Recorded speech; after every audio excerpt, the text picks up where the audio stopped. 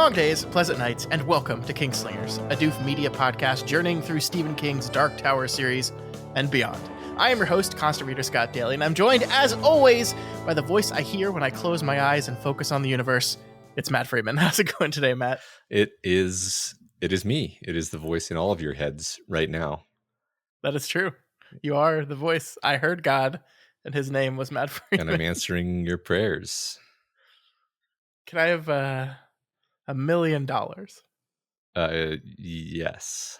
That's actually like I got to do better than that. You know, it's like the Austin Powers joke. It's not nearly enough money to be asking for. Yeah, I had a professor once who was like, you know, I'm everyone in this room is a millionaire, just in a net present value sense of the word.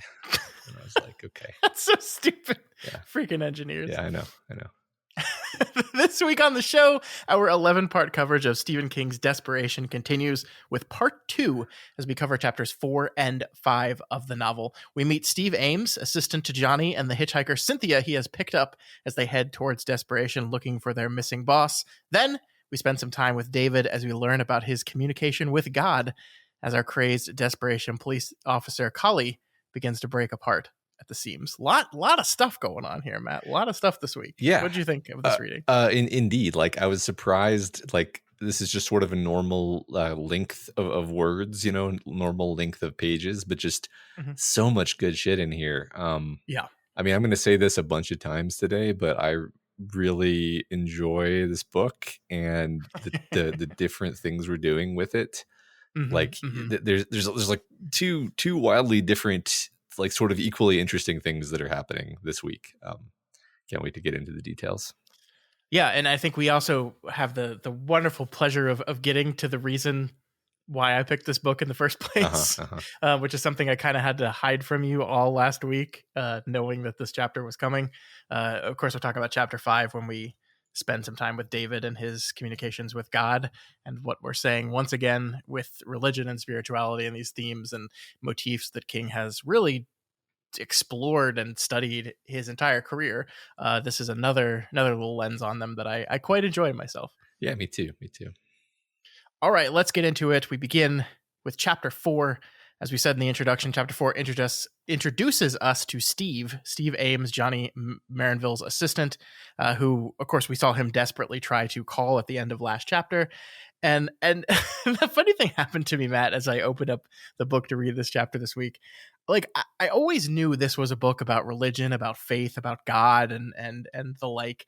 As I said, that's why I picked it. But when actually like studying the text for the first time, it's kind of hilarious, like how thick King is laying all the stuff on. Like, the first words this chapter mention is Steve breaking one of the 5 commandments laid down by Johnny's publisher. And so it's just like, man, there are just like biblical allusions and references and metaphors just everywhere in this book. And I never really paid attention to just how pervasive it is.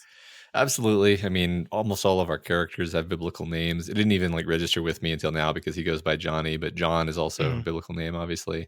Yeah, we have David. We have, I mean, like we noted Peter and Mary, and of course the Collie is referring to Peter, Paul, and Mary, the band, but also all biblical names. Right. Yeah, and then just I mean, it's fun. Like, I just love it. I notice and appreciate what he's doing with this book, and it just really, he's really trying to come to grips with this whole religion and Christianity thing in a much more direct way than I mean, even books like The Stand, which are pretty dang religious in their themes and ideas. It feels like this book is him being like, okay, but seriously though, I gotta figure this out. Like, I gotta like run this down and see where it leads. At least that's the feeling I have so far. Yeah, I think so. And I mean, obviously we'll get into what it all means as we go through the book, but I really like this. I think this is also kind of very fitting for the place King is in his life. He's always kind of described himself as spiritual, but not really religious. And one of the things I find really fascinating is, you know, you go through recovery, you go through the process of with AA. A lot of people that go through AA are religious in some way. maybe not specifically Christian, although a lot are, but like one tenet of AA is basically putting your life in the hands of a power greater than yours, right? And to a lot of folks, that's God. Not to everyone, obviously. And I'm sure there are some people in recovery in AA that are not religious at all. I'm not saying this is a universal experience, but I feel like it is something that a lot of people go through when they're going through this process of getting sober and doing these things. And I like the idea that King has gone through this process, experienced these things, and it is forcing him to reckon with the question of faith and spirituality in as you said, a more direct way than he's ever done before. You know, he's past middle age, he's sober, and it's like, okay, let's think about this. What does it mean? What does God mean? What is God? And it's all being laid out here for us, and it's really, really cool. Yeah, I guess I'll say this now because there's not like a particularly better place to say it, but I guess I'll just note that this is all particularly interesting to me in context of a dude who writes a lot about this feeling like he's channeling something from the great beyond, or sort of hearing voices in his head. Makes you wonder how literally he means that at times. Maybe we can talk more about that when we actually get to that chapter. Sure. Yeah. I will talk about this stuff forever with you if you want. I love it. I love it so much. Cool. So that opening line and the part I want to talk about here is, all these commandments are thou shalt nots, and I don't expect you to have any trouble remembering them, Harris had said. He was a tubby little guy, and there probably wasn't much harm in him, but everything he said came out sounding like the decree of a weak king. Are you listening? I love this description of Bill Harris here, Matt. Like, it serves to give us this perfect image of this little annoying suit. But I think more than that, it does this thing that I think is starting to characterize Steve Ames for us a bit too, right? Like, this is the guy that kind of inherently understands where his bread is buttered, but also is not the type of person that's going to suffer fools. And he does not take this person seriously at all. And that's a perfect kind of setup for why the first interaction we see him have in this novel is just immediately breaking one of these holy 5 commandments that were laid down for him. Mm-hmm. Yeah, I agree. I mean, I love this scene as a way of it's entertaining. It establishes character traits for our, who is presumably going to be a main character of some level, some rank of main character. And then also, of course, the situational context of, this guy is shadowing Johnny across the across America, I guess, which is funny because I don't like. I this is an aside, but it's just really funny to me that Johnny in his internal monologue, it's like this sort of personal quest of discovery where he's riding. It's just him and his Harley riding across the country, and it's supposed to be very, macho, and he's a hard man, and it's like, no man, you got a guy in a van following you in case anything goes wrong to just clean up after you. It just makes it kind of funnier. It is like, we didn't really talk about this last week, but there's the reveal that Steve exists is something that the text and Johnny almost wait until the absolute like zenith of his emergency to say, oh yeah, I have this guy that I can call his cell phone anytime and he can come help me out. It does kind of ruin the rugged Jesus going into the desert nature of it all. Yeah, totally. Yeah. So here's another great way of characterizing Steve here. I love what this says. He had decided he wanted this gig in spite of the problems it presented, in part because of the problems it presented. Life without problems was a fairly uninteresting proposition. Isn't that a great way to characterize someone? It's like I am making this character, and I'm going to tell you right away that this guy likes problems to deal with. He's interested and fascinated by the type of things that most people would perhaps shy away from a little bit. Yeah, and this feels true after we get to know him a little bit better. Yeah. He's sort of in some ways he's as cool as Johnny wishes he was. I like that. I like he's a more realistic, version of Johnny, a person that's actually like experienced the life that Johnny is perhaps wanting to invent as he's going on this journey. Yeah, and he's very pragmatic, and he's got a bit of a streak of the gunslinger in him for sure. Yeah, for sure. So that commandment, the fifth one, was to not pick up hitchhikers. And we find Steve Ames doing just that. This particular hitchhiker is a young girl with two-toned hair, green and orange hair, named Cynthia Smith. And that's a new character we're also meeting in this chapter. Yeah, I am fascinated by this character. I think one of the things that jumps out to me about Cynthia Smith is that, at least to me, based on the King books I've read so far, she feels very unique. She doesn't really fit into any of the sort of like types of Stephen King character that I feel like he usually focuses on. And you know, I don't want to sound like, oh, he always writes the same few characters. That's not really true, but there are certain archetypes that he does return to, and this is just like not one that I can recall, not a character type that I can recall ever really encountering in any of the books that we've read. So I was kind of excited. I was like, where are we going with this? Like what is the like, why this deviation, I guess?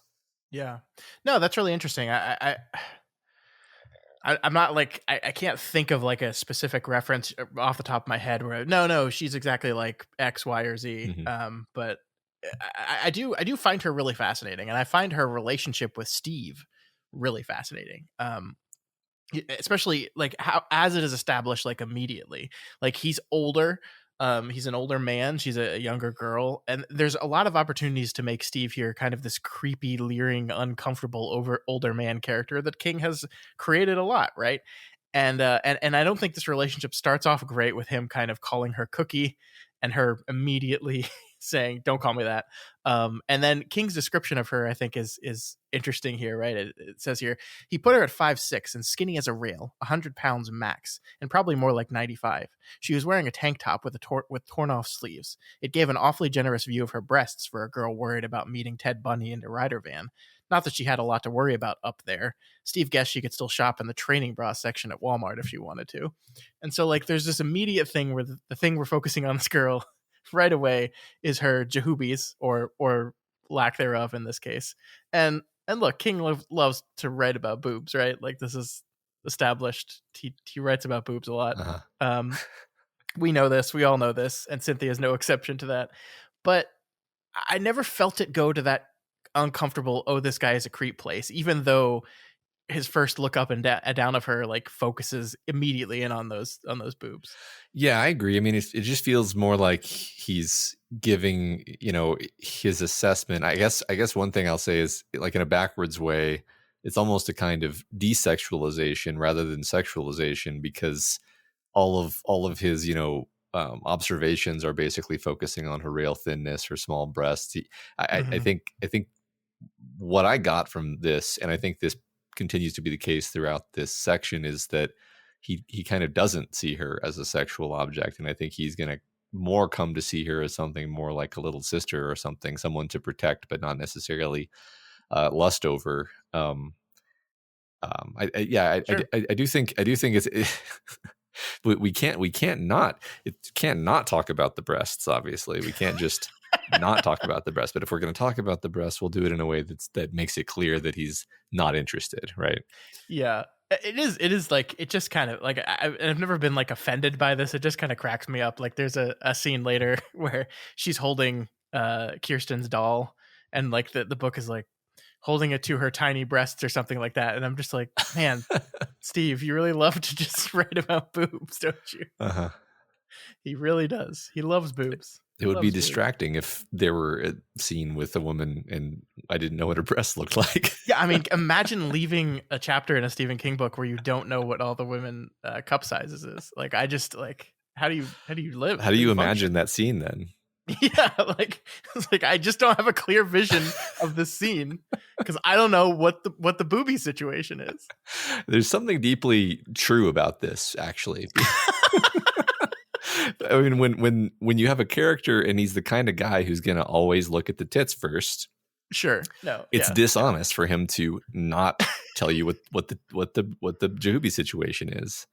Yeah, and I think one of Stephen King's core principles is that all men are that character. Yeah, that's true. I agree. So I mean, I love this relationship. I love it so much, and like this part here just like really moves it away from even any like semblance of possible creepiness and into something else. And He says, "I'm Steve Ames from Texas." "Yeah, Lubbock. Guess you heard the accent before, huh?" "Once or twice." Her grin lit up her whole face. "You can take the boy out of Texas, but..." He joined her for the rest of it, and they grinned at each other, already friends, the way people can become friends for a little while when they happen to meet on American back roads that go through the lonely places. Just, that's great. That's great. And it immediately established this as this warm, like, friendship Yeah. that you don't have to think about creepiness anymore, actually. That doesn't even have to enter your mind. Yeah, exactly. This reinforces the platonic brother-sister dynamic that I was talking about a second ago. So we learn a little bit more about Cynthia here, Matt, and this is one of King's fun Easter egg-esque crossovers, I guess you could call it, because Cynthia Smith is a character in King's 95 novel Rose Madder. We talked about it briefly last week. She's one of the women that our protagonist in that book meets at the battered woman shelter that she goes to when she flees her husband. The events that Cindy talks about here in this book around a man named Norman Daniels that I believe, is he the one that either breaks her nose or chokes her, or one of those things, forget, possibly yeah. both. That's Rose Madder. That's the events of that novel. Just kind of told in summary here. Okay, that's really interesting. Mhm. I'm already interested to read Rose Madder, but knowing that this character is going to appear there makes me even more interested. I think just the fact of that connection goes in well with your observation that King seems to have become really interested in this sort of character, this sort of situation in the 90s specifically, because Yeah. he's so interested that he migrates this character over to another novel. Yeah. And I know we've talked about this before, but I really just love how King does these connections, these crossovers, these Easter eggs, whatever. Like Cynthia Smith in this novel, in Desperation, is a fully fleshed out character, right? Like you could read this book and love this character, or maybe hate this character if you don't like her, even if you don't know Rose Madder exists, right? But if you are a constant reader, you'll immediately recognize her, and you'll do the Leonardo DiCaprio points at the TV thing, and and more than that, you'll be gifted a bit more information about her. Like if this was a character you enjoyed and liked in Rose Madder, you open up this book unknowingly and see her again and get to see that the events of that novel did indeed spur a character change in her, because we learn in this book that she's reconciled with her parents and is on her way home to reconnect with them. That's what she's doing, traveling out in the middle of nowhere. She's on her way back home to reconcile with her estranged family. And so you can be like, "Aw, good for you, Cindy. I'm happy for you." And that functions independently in this novel, but you get a bonus. It's not like MCU-esque homework that you will not be able to understand this character unless you read the 17 books and watch the 5 television programs. Like you don't need any of that, but it gives you a little bit more. Yeah. Just random question paying off that. I mean, other than the Dark Tower, obviously, how many series does King have? You know, I can only think of Black House and the Talisman as that's it. I mean, if you want to, it feels weird to call like Doctor Sleep a part of the Shining series, but I guess that's technically true. Yeah, and then I haven't read that, so I can't. I guess it's just interesting because I think that he really does kind of keep to the rule you just described, where he doesn't give you homework unless it's explicitly a series, and then of course it's a different matter, right? Yeah. But yeah, I agree. I think that's the right way to go about this kind of thing. Yeah, I feel like that's really just his philosophy with this stuff, because even like the moments when the crossover is like the most immediate and important, like Father Callahan in Dark Tower, like you still don't have to read Salem's Lot to get that character, right? Like there's enough in Wolves of the Calla by itself to totally understand Callahan as a person and what he wants and everything that's going on there. So yeah, like even in those instances, that's why whenever I see these like people talking about what is the correct reading order for this stuff, I'm just like, man, it just doesn't matter. Like any order you want, like have fun with it, do what you want, but like I just don't think it matters. I agree. Yeah.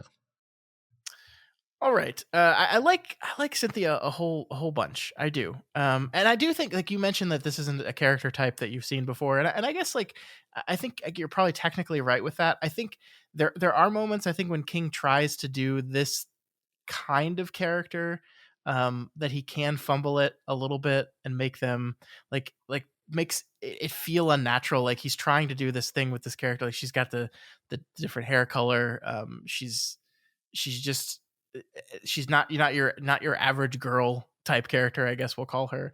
And I think there's a way to make that artificial and kind of fumble it. And I don't think he does that here. I think Cindy is great in this book, and especially, just the parts we've known her so far. It might be entirely because her friendship with Steve Ames just feels so natural and delightful that like none of the artificiality of him like trying to, I guess, throw his voice a little bit to do this type of character comes through at all. I don't know. I really like her. Yeah, me too. I mean, I don't. This is definitely a reach. I'm not saying this with any confidence, but in the past, I've tried to write sorts of characters that were basically the sorts of people that I found fascinating, not because I understood them, but because I wanted to. And I'm like, well, as an exercise, I'm going to write this. I'm going to write this person, and that'll help me understand this kind of human being, because it's not natural to me. And really, what kind of a writer are you if you only ever write what's natural to you, right? That's not really being an artist. That's just kind of inserting yourself into everything, right? Sure. So, and I again, perhaps this is an act of presumption, but I kind of feel like maybe that's what he's doing here, where it is kind of an unnatural character. Maybe he doesn't. Maybe he does find it hard to get into the head of a character like this, but like he's trying really hard. And I think it's interesting that he wants to. I think it says something that he wants to get into the head of a character like this, even if it's unaccustomed for him. Yeah, no, I think you're right. I think that does show his skill, that like maybe it's a character type he doesn't fully understand, and maybe that's what this whole kind of exploring women and exploring, not only women but abused women is his attempt to kind of understand a thing that I think he finds horrifying. Yeah.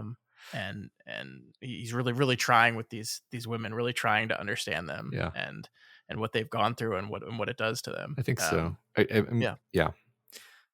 I mean, another thing about her specifically is that, so, like King is often very ironic and wry about his characters. Like if they're flawed, even if they're like a great guy, even if they're a heroic character, but also flawed, he'll really make sure that they're flawed.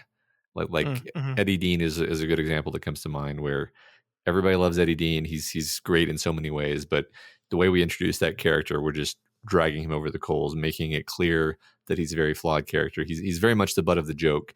King characters are very much the butt of the joke. Even if you're supposed to like them, they're often the butt of the joke. Johnny Marinville in this book is an example. Somebody who's got his good qualities, he's got his bad qualities. We make sure that we know what his bad qualities are. We laugh at him.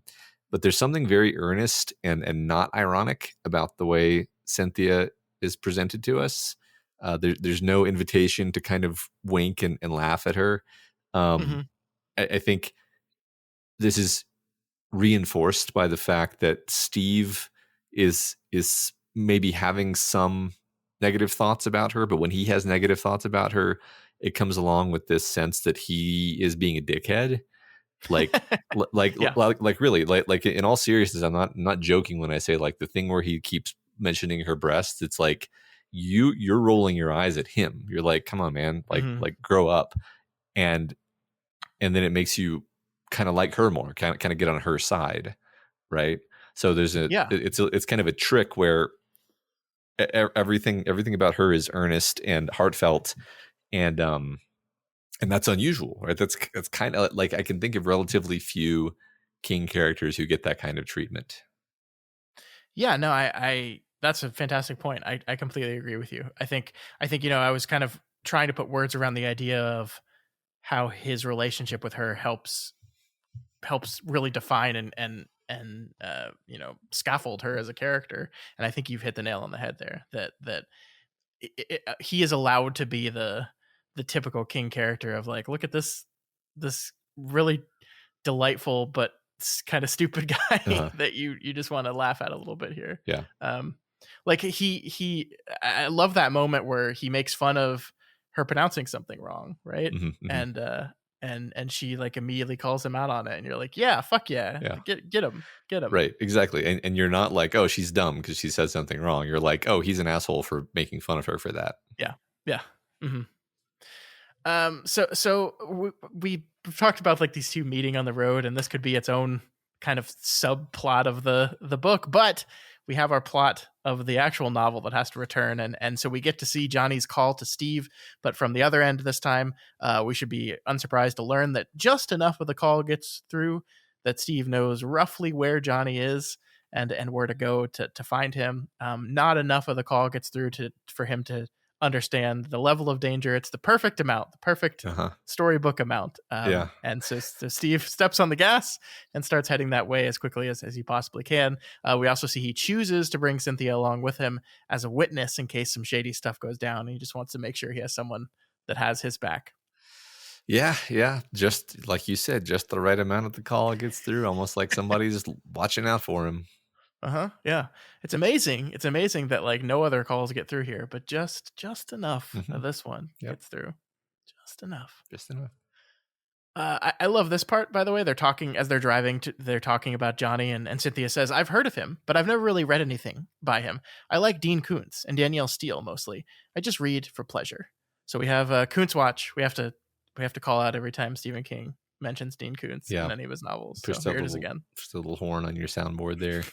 I mean, I can't easily remember any other Koontz references or jokes or whatever in King books. Is this a thing that he's been doing? Is this my poor memory acting up again? I mean, I don't think he's like actively ever antagonistic to any of these people, because like this is the interesting thing about this whole thing is they are his peers, right? Like I think King has a really interesting relationship with this type of novel. Like I think he puts himself in the same category as Dean Koontz and Danielle Steele in that they're read for fun, read for pleasure books, right? But I also think he has a really kind of fascinating, almost contradictory relationship with that idea, right? Yeah. Because like in the part we mentioned before, he has Cindy say the phrase "might have saw him." This is what we talked about when he makes fun of her for saying that. But he makes fun of her for saying "might have saw him." Did you learn that reading Dean Koontz and Danielle Steele? So there is like a dig at this type of novel that I think he considers himself part of, and I do think like this is the fascinating thing about it, because I think King is both incredibly aware that he has become rich and famous and super successful because he writes books that people really love to read for fun, and he doesn't write the kind of pretentious high literature that the academics obsess over. I think that is something he very much prides himself on, but I also think he does have a little bit of a chip on his shoulder about that kind of literature, and like a little bit of I want to be part of Johnny Marinville a little bit. Like, that's what I find fascinating about it. I totally agree. I mean, I don't think it's an accident that we have these characters sort of debating the merits of what are basically pulp authors here. I think this book, it insists upon this conversation about literary merit that we're having. Like King is kind of making fun of, but also kind of introspecting upon himself with the character of Johnny Marinville, where he is this guy who's extremely prone to pretension and King, I think, is acknowledging that tendency in himself, the inclination of him in himself, at least. I think King. I think it wouldn't be unfair to describe King as having his own literary pretensions. I mean, he writes books very often in a very literary style. I'm thinking about stuff like I mean, there are a few I could choose from here, actually, but I'm going to go with Hearts in Atlantis, which is like not really like the book of an entertainer aiming to please an audience. It's something much more in the space of literary fiction, where it's like you're going to feel bad a lot, and it's going to leave you with kind of a wistful, bitter taste in your mouth. with just a Mhm. tiny edge of sweet to that bittersweetness. But then he writes, then he writes more popular books, obviously too. But like even his popular books are more literary than your typical airport novel fare tends to be. Um, and this is nothing new. I'm not saying anything we haven't said before, but I think we're sort of throwing in elements here, like Johnny Marinville being full of shit and a hypocrite, and Yeah, then yeah, mentioning Dean Koontz and Danielle Steele as like people who you read just for pleasure. Maybe their English isn't even correct, which is probably not true. Actually, like I doubt that there are like grammatical errors in Dean Koontz and Danielle Steele. So King is kind of like inviting us to question, like, well, who is this guy? yeah, It is like definitely we're doing a lot of King exploring like what he feels about this stuff here. yeah.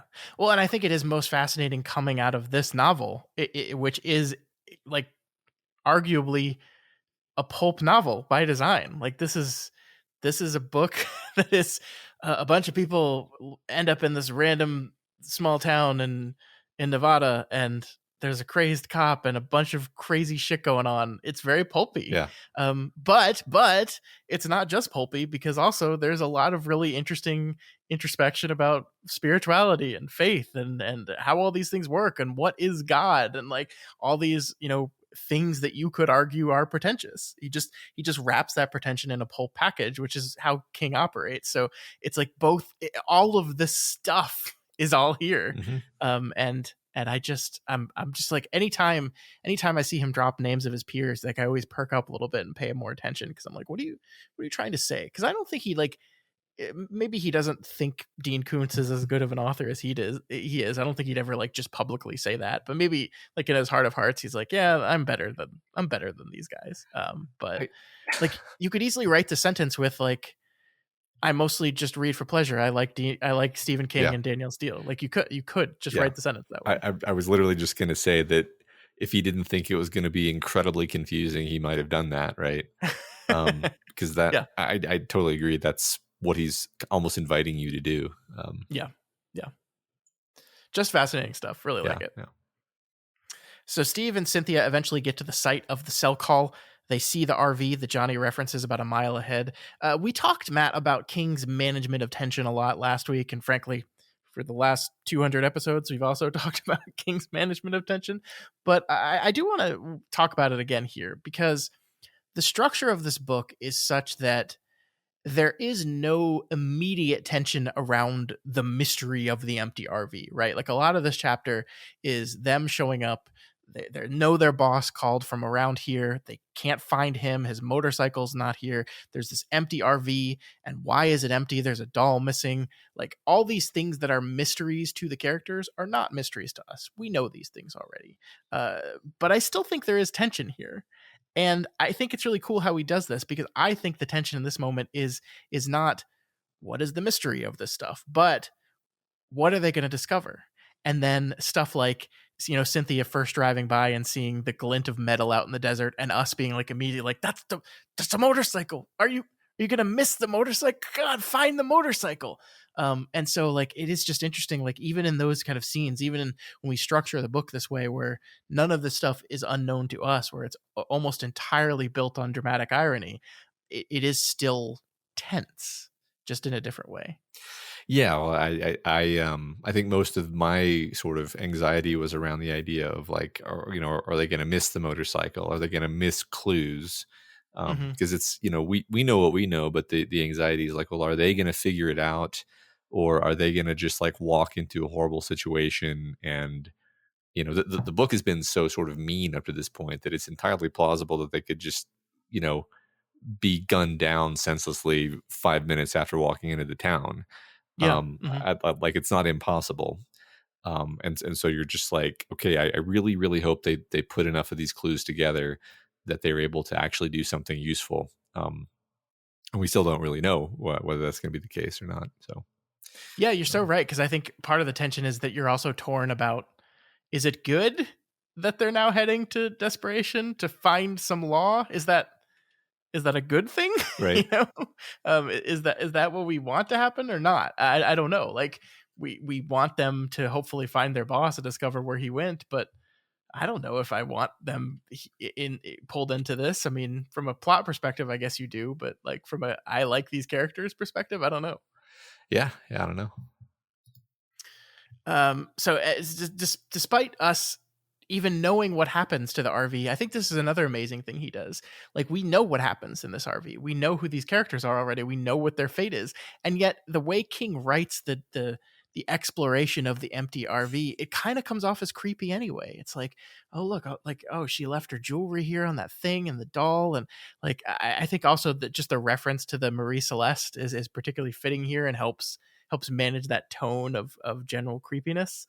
So I didn't I love understand. it. I honestly didn't understand that reference. I had to look it up, and apparently it's a 100-foot long, like big, sailing ship from the end Yeah. of the 19th century that was discovered adrift at sea with the lifeboats missing, and the crew was never found or heard from. And there doesn't seem to be any particularly good theories about what might have happened. It was quite a fun rabbit hole to go into this afternoon. But anyway, for those of you out there who maybe didn't get that reference, that's Yeah, what that is. yeah. It's a fun story to research that. Like it's just one of those unexplained mysteries of the world that we'll never have a sufficient answer for. Yep. Because the ship was sailable, so why did you leave it? Yeah. It's like it's one of those Wikipedia articles where there's like, here are 5 different theories for what might have happened, none of which really sound plausible. Yep. So Steve walks slowly back east from the RV looking for anything out of the ordinary. They find Johnny's notebook, and finally, Steve goes to check out that metal glint in the desert and finds his boss's bike. As they sit there pondering what to do next, the two of them start to feel the extreme feeling of being watched. And in the background, coyotes howl in the desert. This is this is great stuff, Matt. Like I love how King words this feeling of fear that Steve gets right now. Like it says he suddenly realized something that was interesting in a horrible sort of way. It wasn't just the boss he was worried about anymore. No, sir. His concern has widened, it seemed, and he had this weird feeling as if, which is go on to say they were being watched. So like this idea that he doesn't come right out and say, I'm scared for myself. It's almost as if he can't. He's like the tough guy version of himself can't like admit to himself that he's a little worried for his own sake, but he just like backs into it in this really interesting way. Yeah, he's too cool to actually be scared, but he definitely is scared. Yeah. Mm-hmm. And yeah.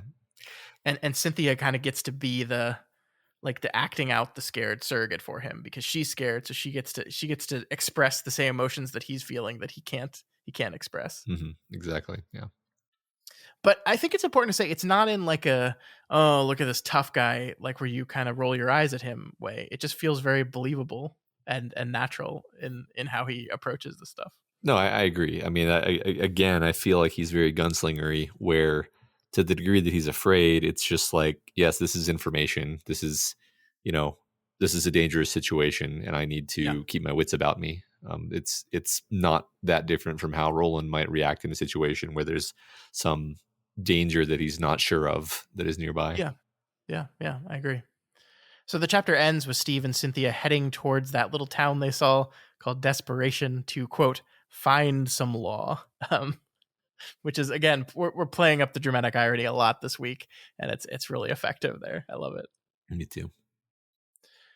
All right, chapter 5. Here we go, Matt. Here we go. This is the one I've been waiting for since last week. I'm so excited about talking this whole thing. Let's do it. Yes, I really love this chapter, like a large amount. Really glad we get to talk about this book now. I mean, I already was, but now I'm like, oh, okay. I feel like it must have been really hard for you over the last several years of our past conversations to have, certain conversations about faith and God and religion and not be like, yeah. And of course, this plays particularly interestingly, given chapter 5 of Desperation, which contains just all sorts of gems that I, Scott Daly, would love to interject into this conversation, but can't. Really quite admirable. I don't understand how you maintain your sanity, honestly. We're just biting my tongue a lot. I don't know how many times I've almost uttered the phrase "God is cruel," and perhaps even if you look back over the years, said it Uh-huh.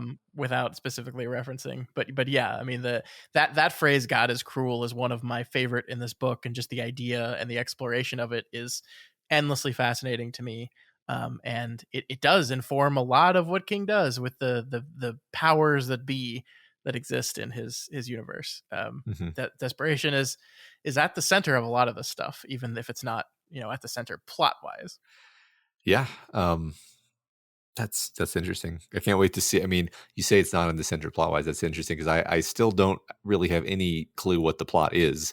Um, but Isn't that wild? yeah, We're a fourth of the way through the book. yeah, exactly. What is the book about? Yeah, Oh. yeah. I don't know. So the chapter brings us back to our folks caught in the Desperation jail, as David Carver, our point of view character for most of the chapter, notices one of the shotgun shells has fallen close enough to his cell for him to consider snatching it up. He debates about this for a while, and at the end of the chapter, will eventually grab the shotgun shell. But this is kind of where we bring us back to this character who is taking probably a more active role in doing something about their situation than anyone else in the jail right now. Yeah, David is our delightful, preternaturally with it and wise 11-year-old boy. Yep.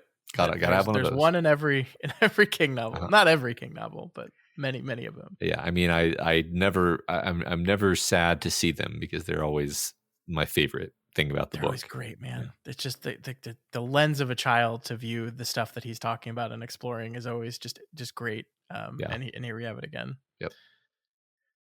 David watches the cop put Mary back in the cell, and I just particularly like this little bit here. The cop gave her a brief one-armed hug, a pal's hug. In a way, David found this seemingly sincere little gesture of affection more unsettling than all the violence which had gone before it. I'm not gonna kill you, Mare. Even like the use of Mare there instead of Mary is just wonderfully diabolical. Like I love it. I love we can say his name now. His name is Collie. And I love this character so much. Yeah, me too. The portrayal of sort of his madness is incredibly compelling and fun here. It's a different kind of villain than I think we're used to, because I feel like King's outright villains are usually just like thoroughly despicable and sort of like in sort of like a low egotistical way, if that makes any sense. And this guy, like, he just seems cracked in a way where like this all just makes sense to him. Like he's just in this moment, Mary is his pal. like genuinely. This is not an act. Like he's just his brain is just that's the thing. I don't know yet. I we'll figure out more about him as we go, I guess. But I'm really enjoying this villain. I'll say that much. Yeah, you love this guy. I love him. You're his best friend.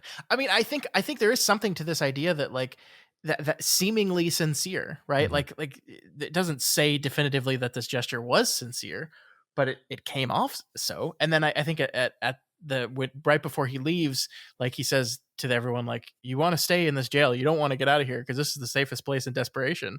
And he means it. Yeah. He genuinely means it. I mean, not like too safe, but like safer than being out there with all the coyotes and buzzards and things like that. Yeah. Like, I think he genuinely means it, and it makes him fascinating, interesting. And then also at the end of this chapter, we get his just like complete demolishing of Johnny Marinville. And there's a part of us that likes it, because there's a part of it that's right.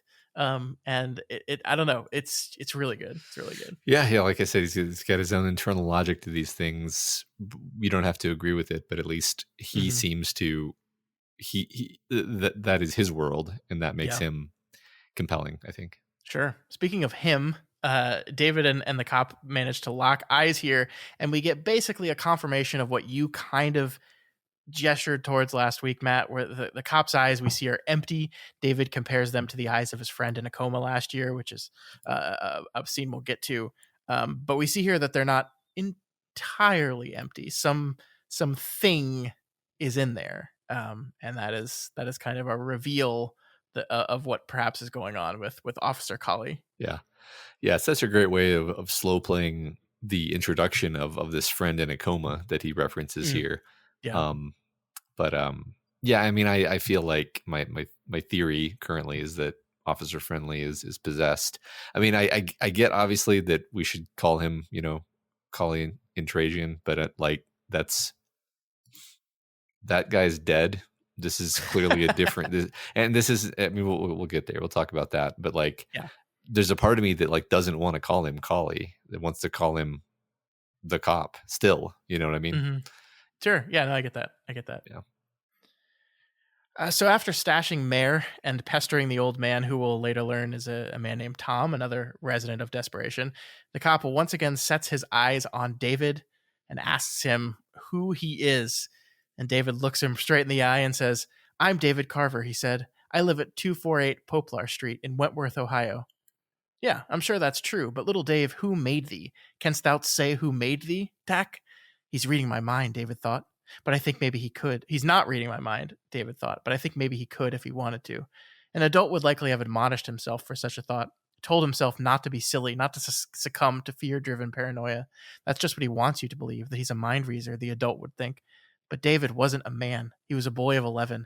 Not just any boy of 11 either, since last November. There had been some big changes since then. He could only hope they would help him deal with whatever he was seeing now. I love this, Matt. I love the whole interaction.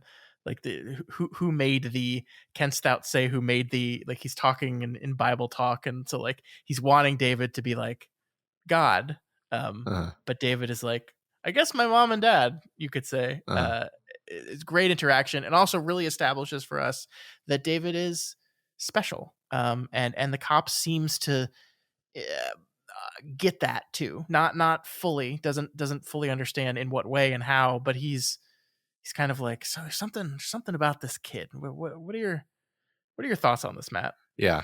Well, I do like, as we'll see from this point on, he seems to be bothered by David. It seems to be Mm-hmm. nagging at him. But Yeah, as for my thoughts on the interaction, I mean, and for better or worse, lugging in my big bag of Stephen King cosmic context. And I guess my theory, my opinion is that this, the guy's dead. He's a possessed corpse. Maybe he's not literally dead. I think he could be dead. He's possessed one way or another. Maybe by somebody we know. Maybe he could be possessed by Randall Flagg or by the Crimson King, or maybe just kind of some Todash like agent affiliated with them that we've never encountered before.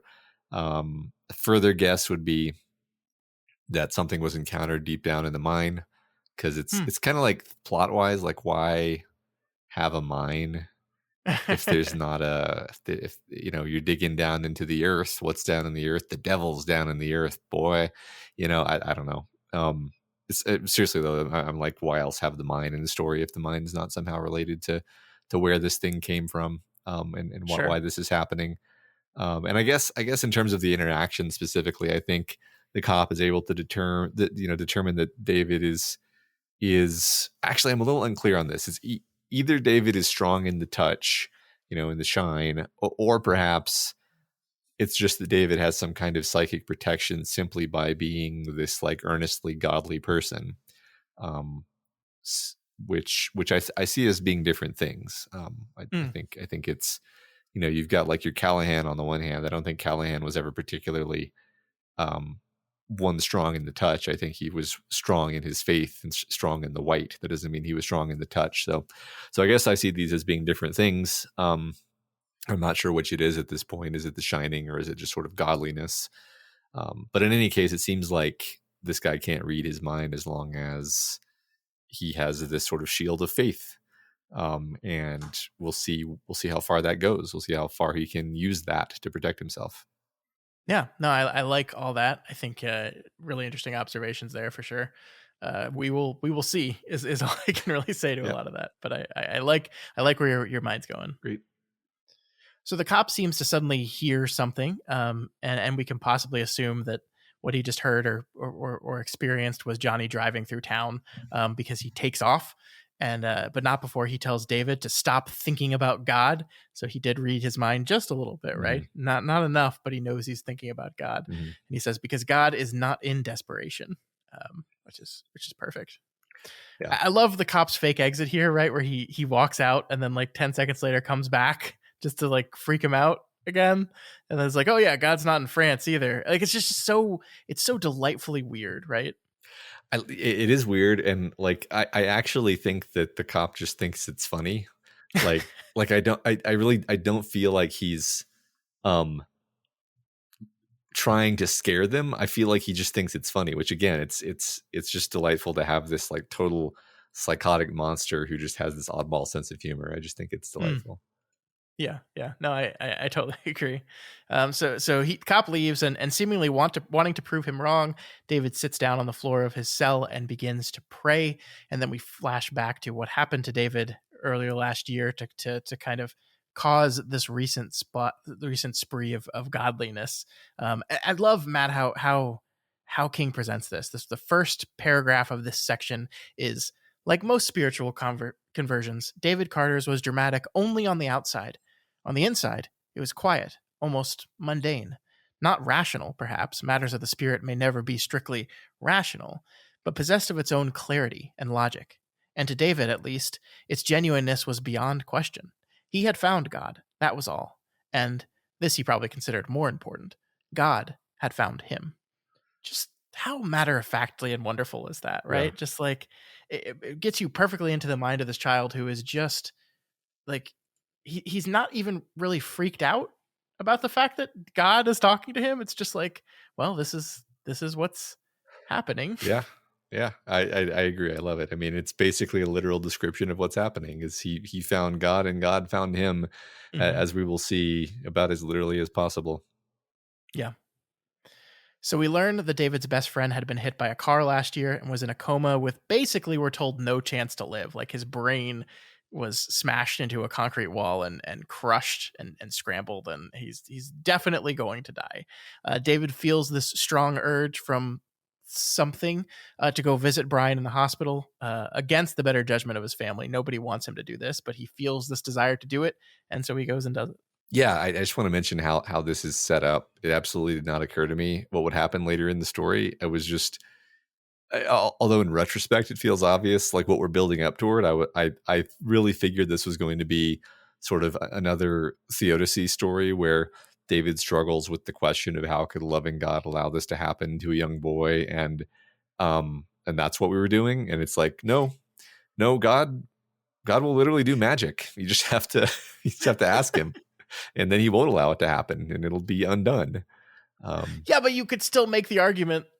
But you undid it. You hit the undo button, but you still let it happen. Like, this is one of the most wonderful things about this whole thing is God is cruel. Yeah. What does that mean? We'll get to it. Yeah, we'll get to it.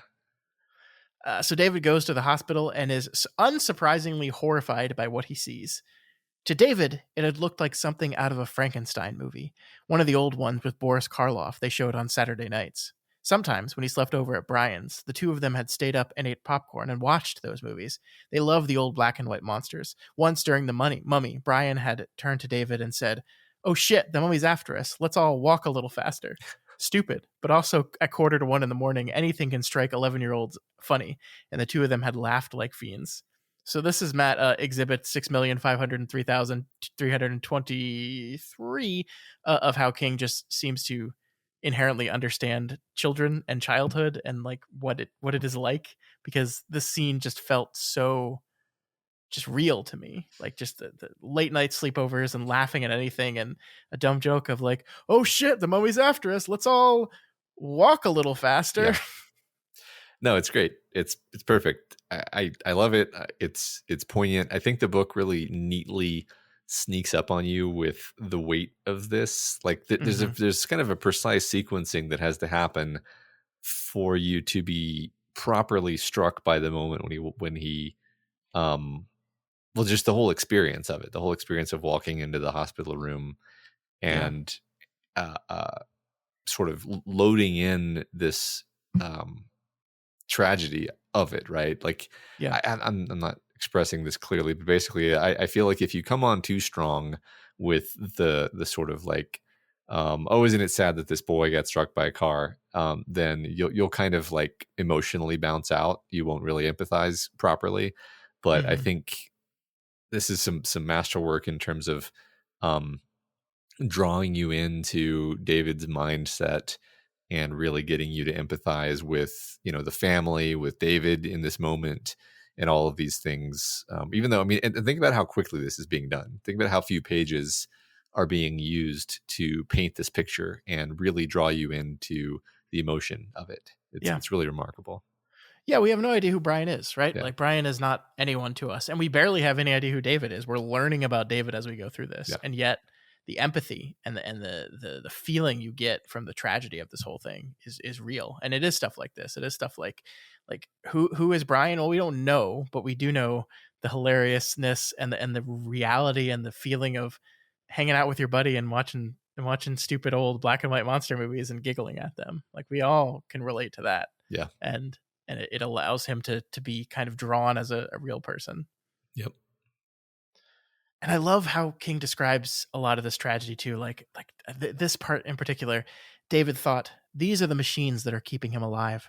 And when they turn them off, when they pull out the needles, disbelief filled him at the idea. Buds of wonder, which were only grief rolled tight. I love that sentence, Matt. Buds of wonder, which were only grief rolled tight. Yeah. That's so good. That's so good. I love that. I mean, there's so much great writing through here. The focus on the sensory experience, the focus on memory. It looks like his mind is sort of flitting between the past and then Yeah. like the mundanity of the sensory impressions that are around him, Yeah. because he can't like process, he can't properly process what he's seeing and feeling. Feels very authentic. It also reminds me of the woman in the room, which Yeah. to remind those who may not have listened to every single episode we've ever done, the King's short story, which um, I don't want to assume, but seems to be pretty explicitly him processing the death of his mother, Yeah. um, Yeah. which does similar things, I think, in terms of sort of becoming slippery in terms of time and space and perceptions and so forth. Yeah, I agree. I mean, I love what you said about like the brain jumping around between memories. Like, but the part that I love the most is that this random thought about the bottle cap Parthenon that they built together, Hmm, right? hmm. And this thing that they did together, and it went to Brian's house first. They were so proud of it. They're going to store it in their houses and take turns who gets to have it, and just like the simple joy of like they were so proud of it because they made something that quote looked like what it was supposed to look like Hmm. is just like that's so relatable, right? You see something in your head and you have some project and then it comes out and it looks like the thing that you were trying to copy, and you're so proud of it, and this memory pops into his head, and the realization that, oh, he will never get to build another bottle cap Parthenon. I will never get to trade it back to him. I will never like it's just a fascinating and I think accurate understanding of what the weird stuff your brain does when you're trying to deal or not deal with this stuff. Hmm. Absolutely. Yeah. So David gazes into Brian's eyes and he sees nothing. He sees emptiness. It was the nothing that drew him, the absence, the goneness in those eyes. It was more than wrong. It was evil. A voice deep in his head whispered. It was like no voice he had ever heard in his thoughts before. A total stranger. So evil, Matt. Evil. Very Yeah. interesting. Yeah. Yeah. Yeah. I mean, one could, I think, write an essay on just this this moment. Is Mm-hmm. it's the first thing that this voice, which the text suggests is literally God, says into this boy's mind is to identify something as evil. Mm-hmm. And the thing that he's naming the evil is this specific goneness in the eyes of this child, which is caused by, of course, the fact that the child was senselessly hit by a car. Um, Unclear exactly. I mean, it's not obvious to me what about it is evil. Like, is it the mere fact? Is it the fact that the kid was hit by a drunk driver? Is it the sort of abomination of the idea of a human being who is alive but dead? Is like what, or is it just the whole sort of situation? And I'm kind of fine having been left that as a puzzle to pick at. But another thing about it is, of course, if God were all powerful, there'd be no such thing as evil, right? God, for there to be evil and for God to sort of recognize it as such, it has to be something antithetical to God, something outside of God. So, and I think this is consistent with the dynamic that we've seen throughout King's other books, where there are forces, there are multiple forces. There's not just one all-powerful, omniscient God who dictates everything in this universe. Well, and the central idea, either God is not all-powerful in this universe, or God is not all-caring, right? Yeah. Like he either cannot defeat the idea of evil entirely, or does not, or chooses not to act when evil things happen. Which is I think a lot of what this book is exploring, at least in this part. Like, one of the things I love about this section so much is that question that you thought we were going to kind of ponder here, that question of like, what kind of God lets this happen, that is happening in this chapter, but it's happening by characters that are not David, and are not really the forefront and the focus of the scene. Like, it is Brian's parents, is Brian's mother, who's having a breakdown and saying like, what kind of God does this to a child? What kind of God lets the drunk driver responsible for this not only live, but erases his memory of the event so he doesn't have to live with the consequence? What kind of God would do this? And those questions are being asked, but our point of view character is not pondering them. He's while this is happening, kind of not even focused on that. What he's focused on is the idea that there might, despite this goneness in Brian, there is still some part of him there, that he is sensing, some part of him still down deep inside there. And so I that's a really fascinating choice, right? You would think that this is where the scene is going to go, is that central question, and it doesn't really go there. Yeah, I think it's almost funny that it takes a child's naivete to be like, well, hold on, why are you already rushing to ask the question, how could a loving God let this happen? Aren't we supposed to ask him to fix it? Like, isn't that like you teach that God is all loving and all powerful, but then as soon as something bad happens, you flip over to blaming him. Why don't we just ask him to fix it? If he won't fix it, then I guess we can be mad at him. But like it's almost like obvious in a way. It takes adult cynicism to be like, stupid child. We all know that prayer doesn't actually work, And then it's like, okay, so you never actually had faith in God. you have you tried? Yeah. Have you tried to do that? Yeah. It's like, well, you were just lucky and nothing bad ever happened to you until now. Basically, it's not. Yeah, that's not really faith, right? And the central idea that like, this is my favorite thing about this book, is that the question of like, well, when do people most turn to God and demand he do something? In desperation, right? When they're desperate, when they're desperate for something, or when something inexplicably bad happens, that like, if something bad happens, you either turn to God to be like, God, please help me with this, or you turn to God and be like, God, how could you let this happen? And that is something that this book is exploring very much so, I think.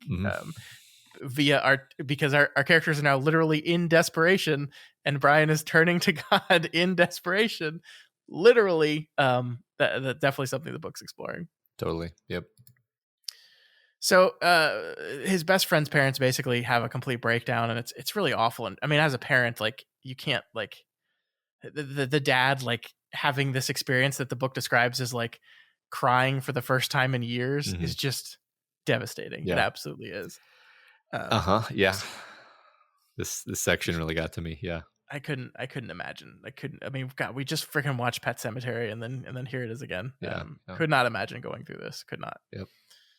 But David is ushered out of the room. He heads home confused and kind of bewildered about what is happening, but once again finds himself pushed and driven by, I don't know, let's call it Ka, to head out into the Bear Street woods and the Viet Cong lookout, which we learn is just like a platform that he and Brian have built up in a tree down Ho Chi Minh Trail. I love that. It's so fun that this happens, because it comes such out of left field. You're like, wait a minute, why are we talking about Vietnam here. And we learn it's because like these kids watched some 80s Schwarzenegger movie and like, oh, that's neat. I think it does perfectly capture like what the 90s view on Vietnam was at that point, which is like, that's a really, really bad thing that happened a while ago, but we've kind of worked through our trauma with it now. And so now we're just gonna, the kids of today don't really understand it. So they're just like naming things it without really understanding that. Totally. Yeah. We just make fun movies about it. Yeah. Yeah. Um, yeah. I mean, they have no idea what it means. Yeah. And I love it. I totally relate to that. I mean, it reminds me of playing with my little brother.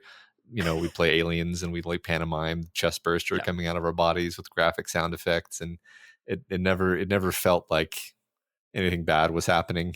This young boys are capable of such psychopathy. It's beautiful. I love it.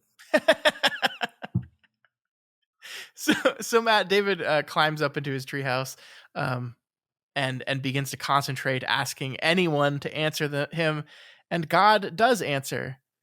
Well, does it, here's the central question, Matt. So the voice says, "Yes, I'm here. Who are you?" "Who am I?" the voice said, and then fell silent, as if that actually explained something.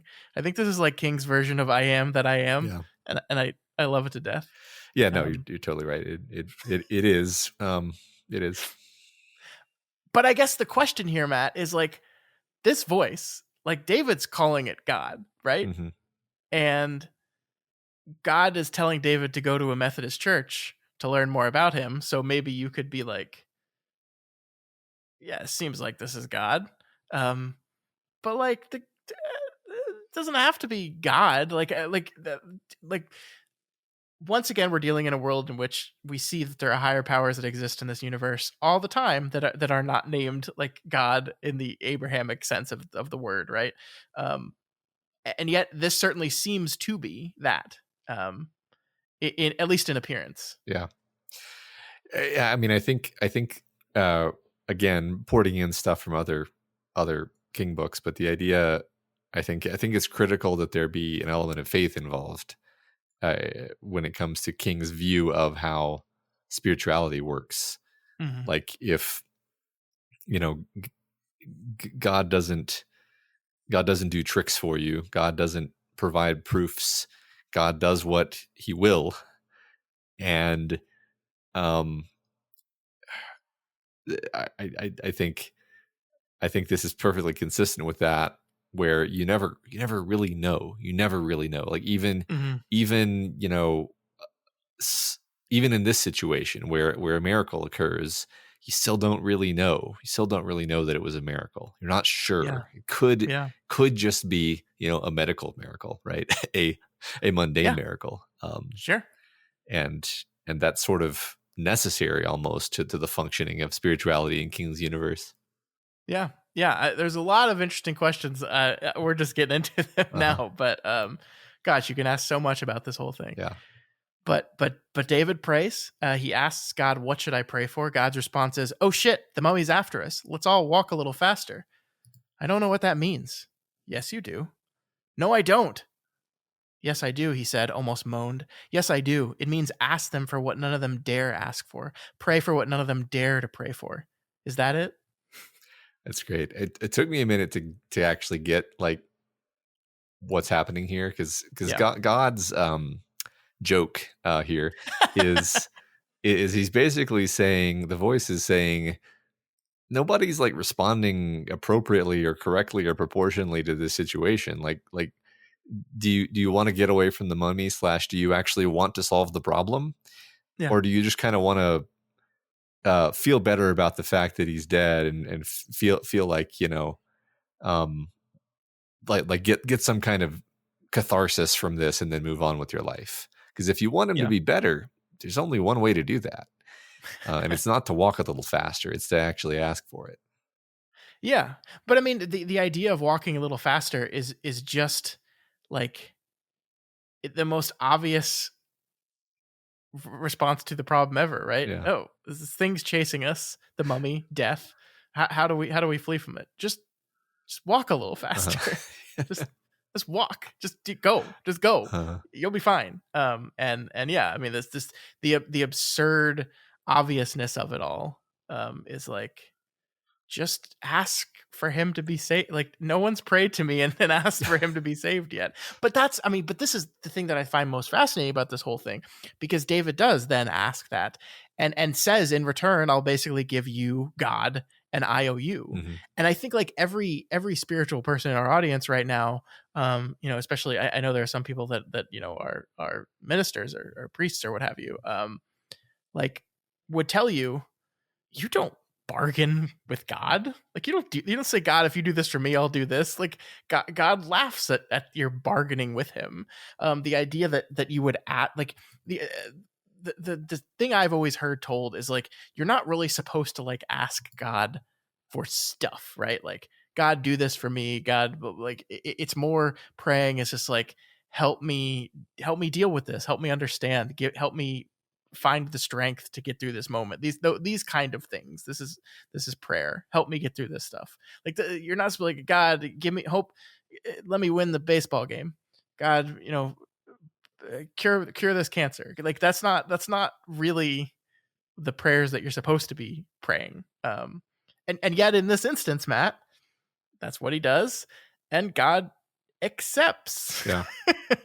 Well, I think it's actually genuinely very interesting, because I agree. I was also, taught what you just described.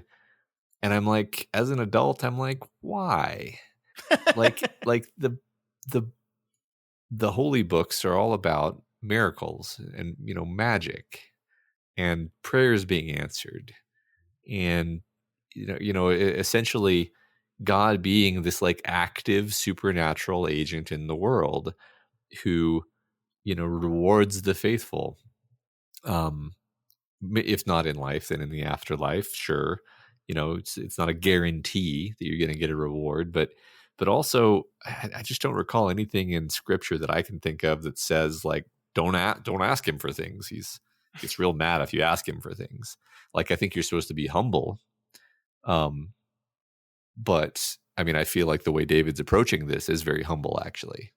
Yeah. So I am not a biblical scholar. I seem to vaguely remember there being some passages that talk about like the direct asking for things is not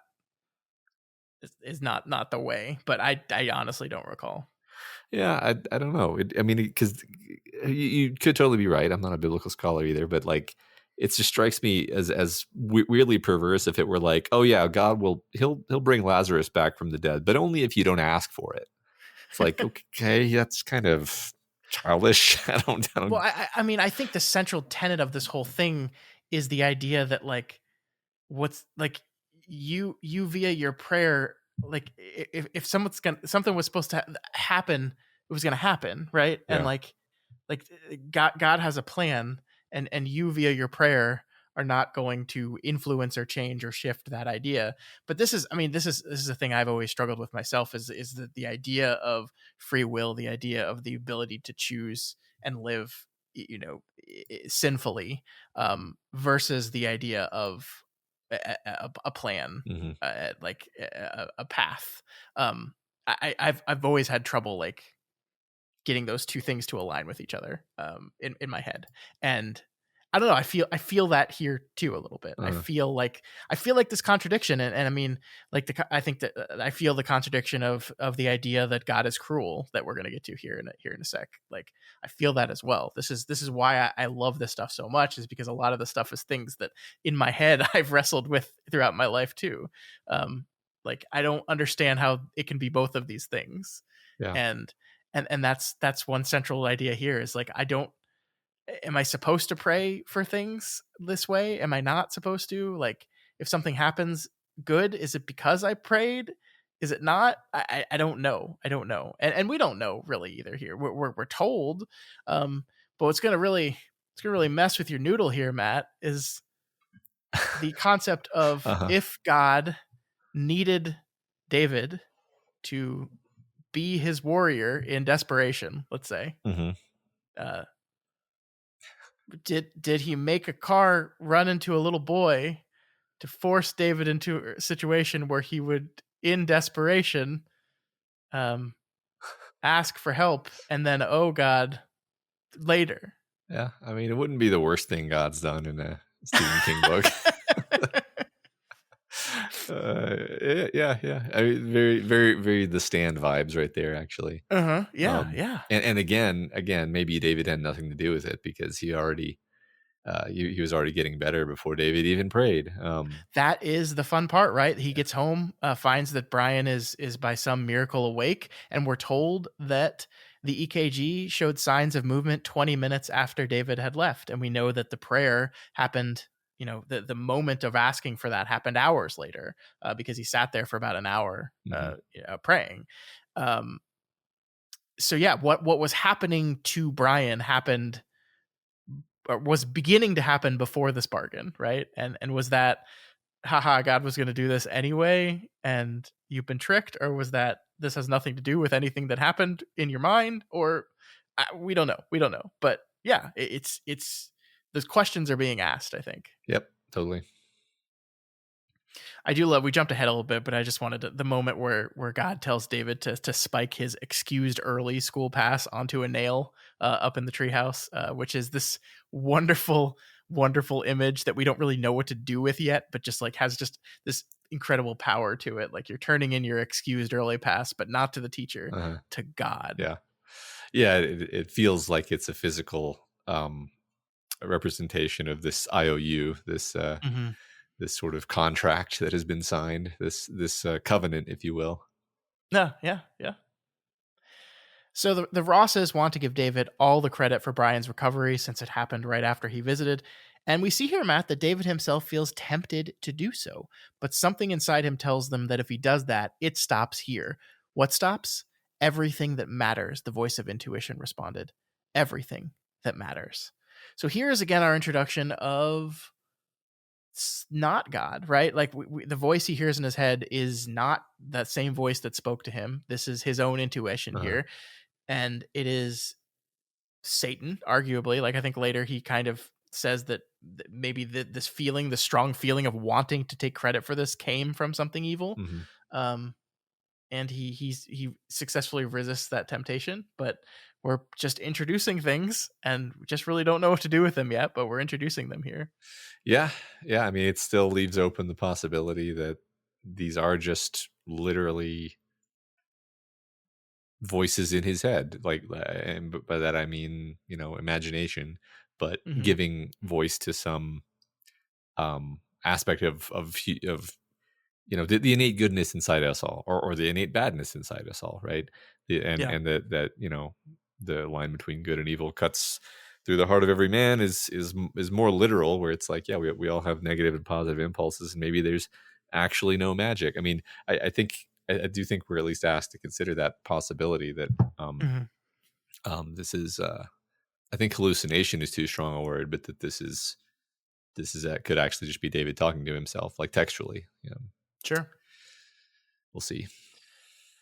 So a little bit later, David sits talking with his new friend, Reverend Martin, who we learn God has kind of instructed him to go visit, to learn about, to go to church, to learn about, to strengthen his spirit and his understanding of the church, and go to the Reverend to strengthen his mind. The Reverend is such a fascinating character here, Matt, because we see that he's aware of the implications of being seen talking to a small boy, but also continues to drink during their conversations. Anyway, like, what a fascinatingly complex guy that we're just kind of thrown here. Like if this is God and this is happening, like, why this man, right? Yeah. I don't really have much insight here. Like, it is really interesting. Well, yeah, like, exactly. Like, I guess this guy must have some kind of real honest wisdom about himself. Assuming this is all real, this would be the second man of the cloth that King is given the honor of having some actual connection to divinity. The only other one being Callahan. I don't want to jump ahead too much, but I really, to reinforce what I was saying a second ago about the book challenging us to imagine that this is all just in David's head. I mean, even his mom literally points out in a bit, like, oh, you did know about Reverend Martin. He came by the house, and so, like, that was the only name of a reverend that you knew, and so you went to see him. And and there's no mystery here. Like a divine voice did not speak the name of Reverend Martin into your mind. You just you just thought of the only other Reverend that you were aware of, and you went to see them, and that's all it is. Yep. There's a totally mundane explanation for all this. Very plausible, Yeah. completely believable. Yep. We just don't know Yep. for sure. Yep. But Reverend Martin does help him come to this realization, Matt. And here we go. It was during a soundless baseball game between the Indians and the A's that David sat mulling over the story of Moses and the water from the rock. After a while, he looked up from the TV screen and said, "God isn't very forgiving, is he?" "Yes, indeed, he is," Reverend Martin said, sounding a little surprised. "He has to be because he's so demanding. But he's cruel, too, isn't he?" Gene Martin hadn't hesitated. "Yes," he said, "God is cruel." All right, let's spend the entire rest of the episode talking about that sentence right there. And the fact that he doesn't hesitate, that this is just something that he accepts as being a accurate statement. I'm which is almost my favorite part about the whole thing, right? Because like I think it is very understandable for a small child to look at this whole situation and be like, "Man, God must be kind of a dick sometimes, huh?" That makes total sense to me. But the shocking part to me is a man of the cloth, a man of faith, a man who's devoted his life to worshiping and teaching people about this deity, says without hesitation, "Yep." Yeah. I think you got to be able to be honest in situations like this. Like I remember being a kid and I would I never said God is cruel in those words. I probably said other like sort of sacrilegious questions, you could say, where usually what would happen is the response would be like, "That's sacrilegious, don't say that," which is not something you say to a child like me, because then I'm like, "You don't fucking know, you're full of shit." And then and so it's like you have to be willing to be honest and be like, "Yes, that is a what you have just noticed and pointed out is a valid response to what we're talking about right now. And here, let me help you contextualize that," right? And if you can't do that for 11-year-old, then don't talk to 11-year-olds about religion, is my advice.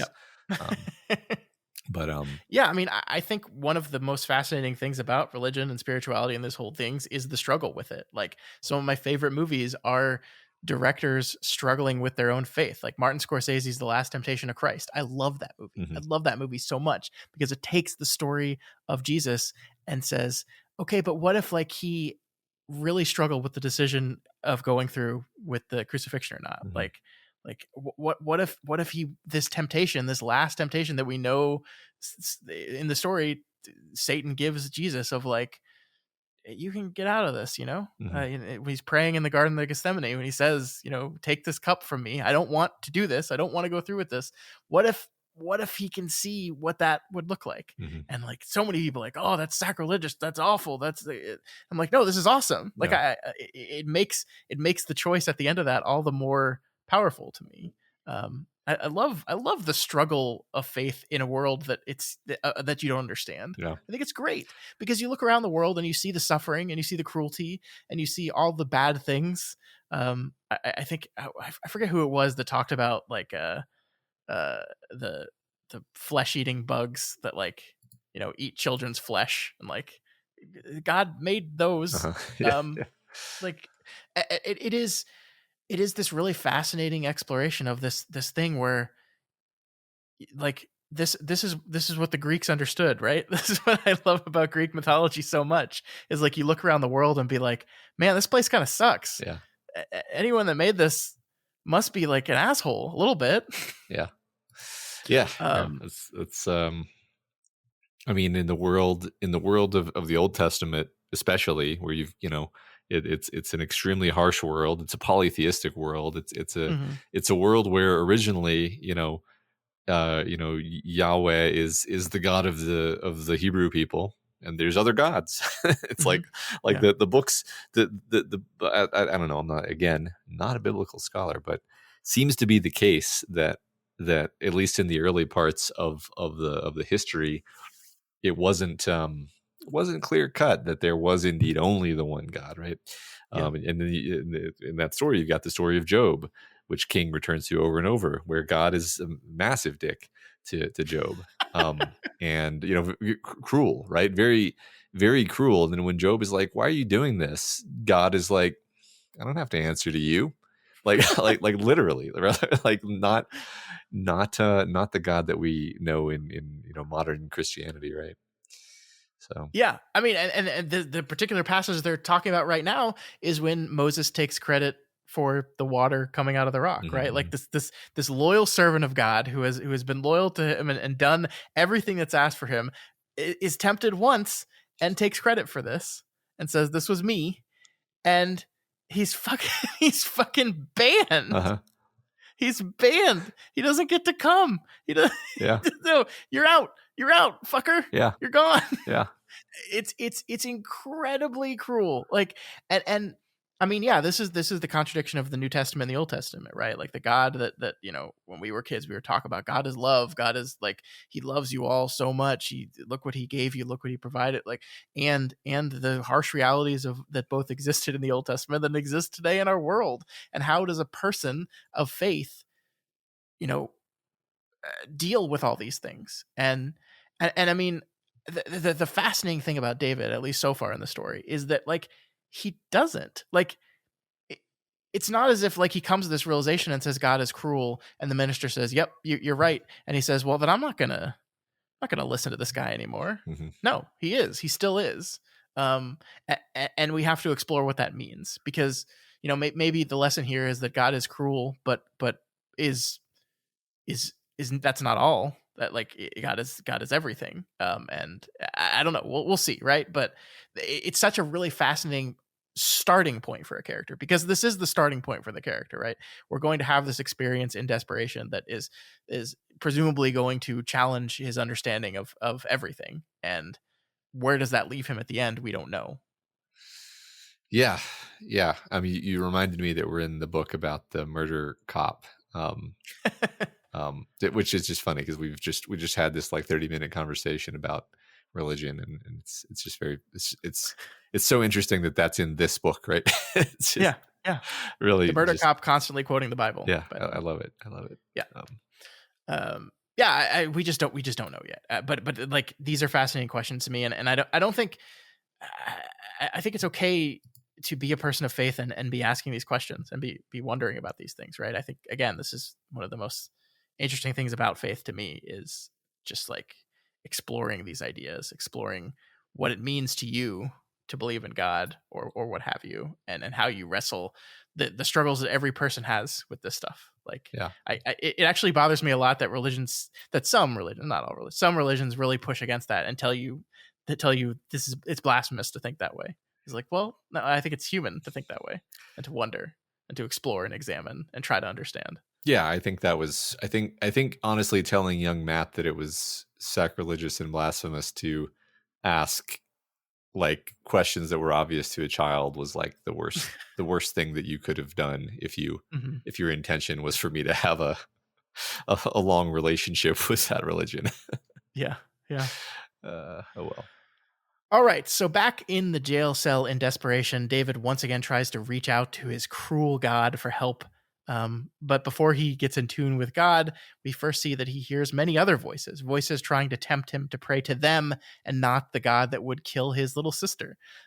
David has apparently heard these voices before many times during his daily prayers. They constantly call out to him. This is a normal experience for him, but Reverend Martin has told him how to deal with them. Just ignore them and talk only to capital H him and recite this mantra: "See in me, God, be in me, God." So Matt, are these all in his head too? I mean, I do think it's kind of great that this minister is like, oh yeah, that's normal. Which, because like in the minister's sort of worldview, it's like, yeah, I mean, these are the voices we all hear in our head, which are the voices of temptation. They're literally just the things you want that are bad for you. They're your tendency towards sin. It's not really supernatural. So it's not strange to him. It's very normal to him. And he's just like, yeah, you can just get through it. It's just like meditation, basically. It's, I like it. It's like, oh yeah, that's why God told him to go talk to the minister. Yeah, like I don't I know I've talked with a few priests in my day, and not I think these are the Methodist this minister is, but and we were raised Catholic, but I don't think a priest would ever would ever quite put any of this stuff like the Reverend Martin is putting into David. Uh-huh. Yeah. Yeah. I think you're Still, right. still will never forget the Sunday school when a 8-year-old child raised its hand and said, "If my doggy dies, will it go to heaven?" And the deacon looked that child straight in the eyes and said, "No, dogs don't have souls." Oh, okay. Oh my God. Okay. That's great. That's uh, amazing. this just informs my entire relationship with Catholicism right there in one story. Yeah. No, that's beautiful. So David's prayers go unanswered this time, and he sits back and meets the gaze of his judging mother. You kind of prefaced this earlier, but she's not too happy about this whole God thing, Matt. And I find this really fascinating because, like, I think Ellie Carver is a bit of a jerk and comes off kind of jerkish throughout the scene.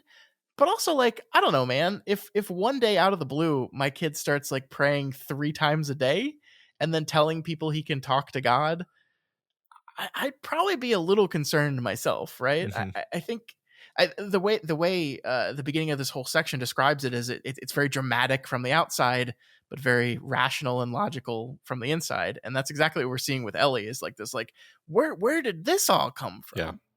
Yeah, I mean, the book urges us to consider that this actually looks very strange from the outside. And if somebody tells you they're hearing the voice of God, like genuinely, the presumption is that they're having a psychotic break.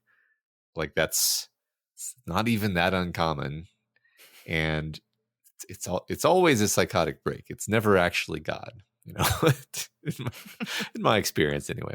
I think the mom's perspective is understandable, even if we kind of are biased against it based on the story we were just told.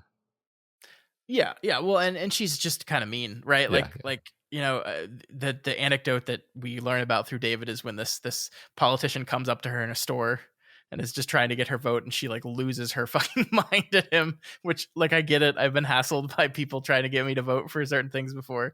When your hands are full of grocery bags and you don't have time for this right now, I get the urge, but and then she also like really starts like chiding him for it and making fun. It was like, "Oh, well, what does God say we're supposed to do here, David? Like, what did the big G man tell you to do here?" And it's like, shut up. yeah, Just shut up.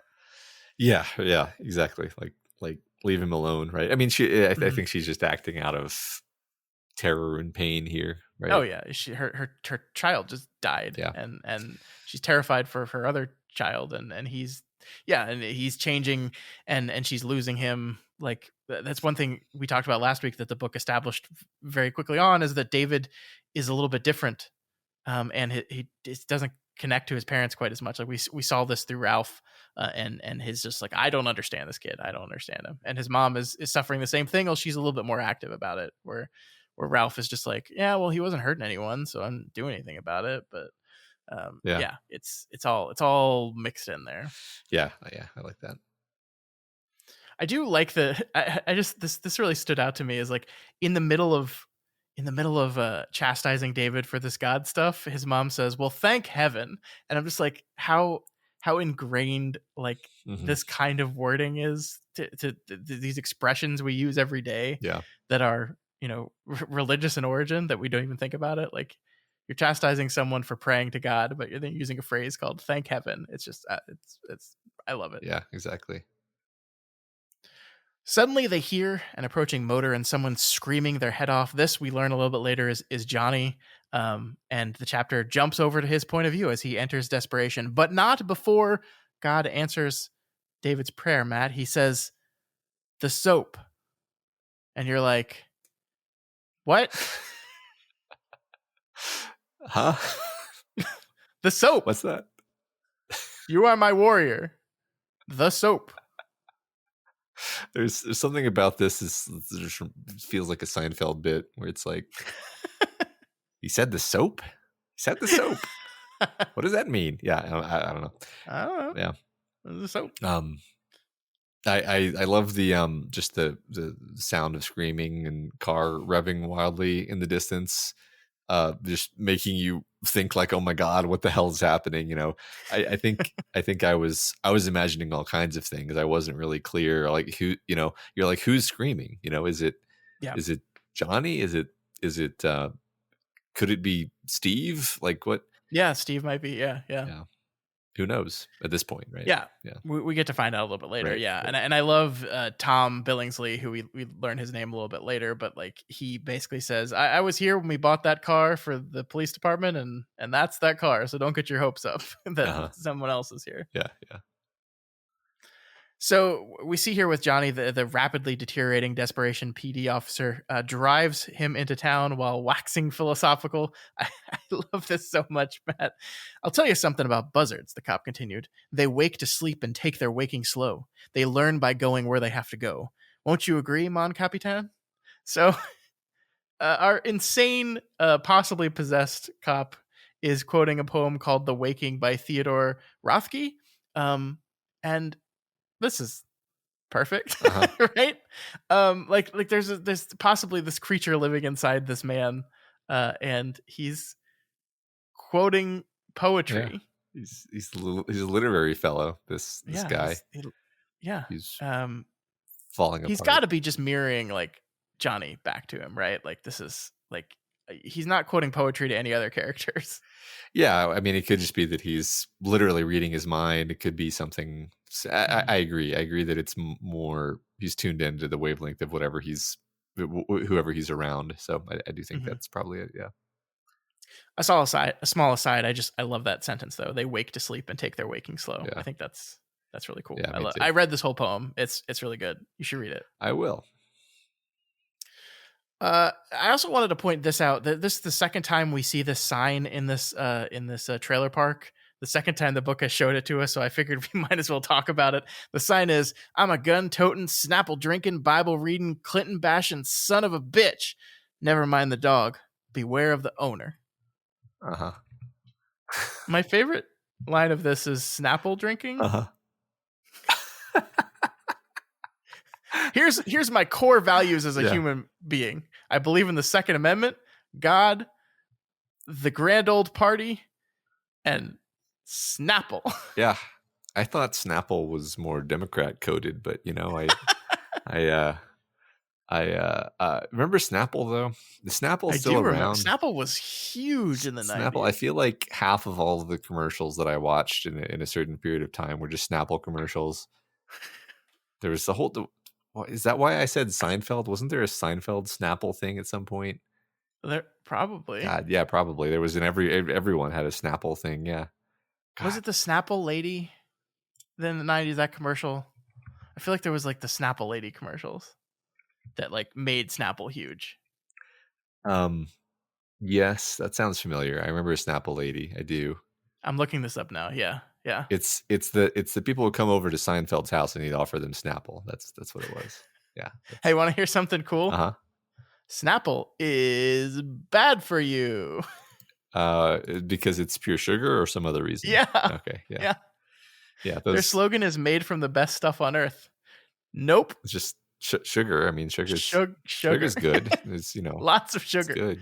Well, specifically high fructose corn syrup, the best kind of sugar. Yeah, that's not really sugar. Yeah. The 90s, man. Back when people could make hating the president feel kind of folksy and normal. Isn't this great? It is so quintessentially 90s, right? Like these are things that I think a person would still say today, except for perhaps the Snapple one. Uh-huh.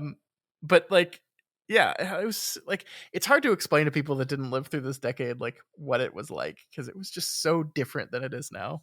Yeah. Well, and I think, again, if you saw this bumper sticker on somebody's car now, you would actually make a whole different set of assumptions about the person than you would in the 90s, which is, I think, fascinating about how, like, there's something about semiotics to be said here, where like things just mean different things depending on different contexts. I don't know. It is a fascinating little snapshot of the 90s. Very difficult to explain. I agree. Yeah. So the cop tells Johnny, "You're the one that needs help." The cop replied, "Spiritual, physical, and editorial. Tack. But no help is going to come, Big John. You've eaten your last literary lunch and fucked your last culture cunt. You're on your own in the wilderness, and this is going to be the longest 40 days and 40 nights of your entire useless life. So this is where I think it starts being fun to kind of maybe start connecting the dots a little bit here, right? So we have David's journey with his faith that was shown to us early on this chapter, and how he found God and God found him, and the strength of that and the power of that we're kind of seeing demonstrated here via the soap. But we also have Johnny's interaction with Collie here, with the cop.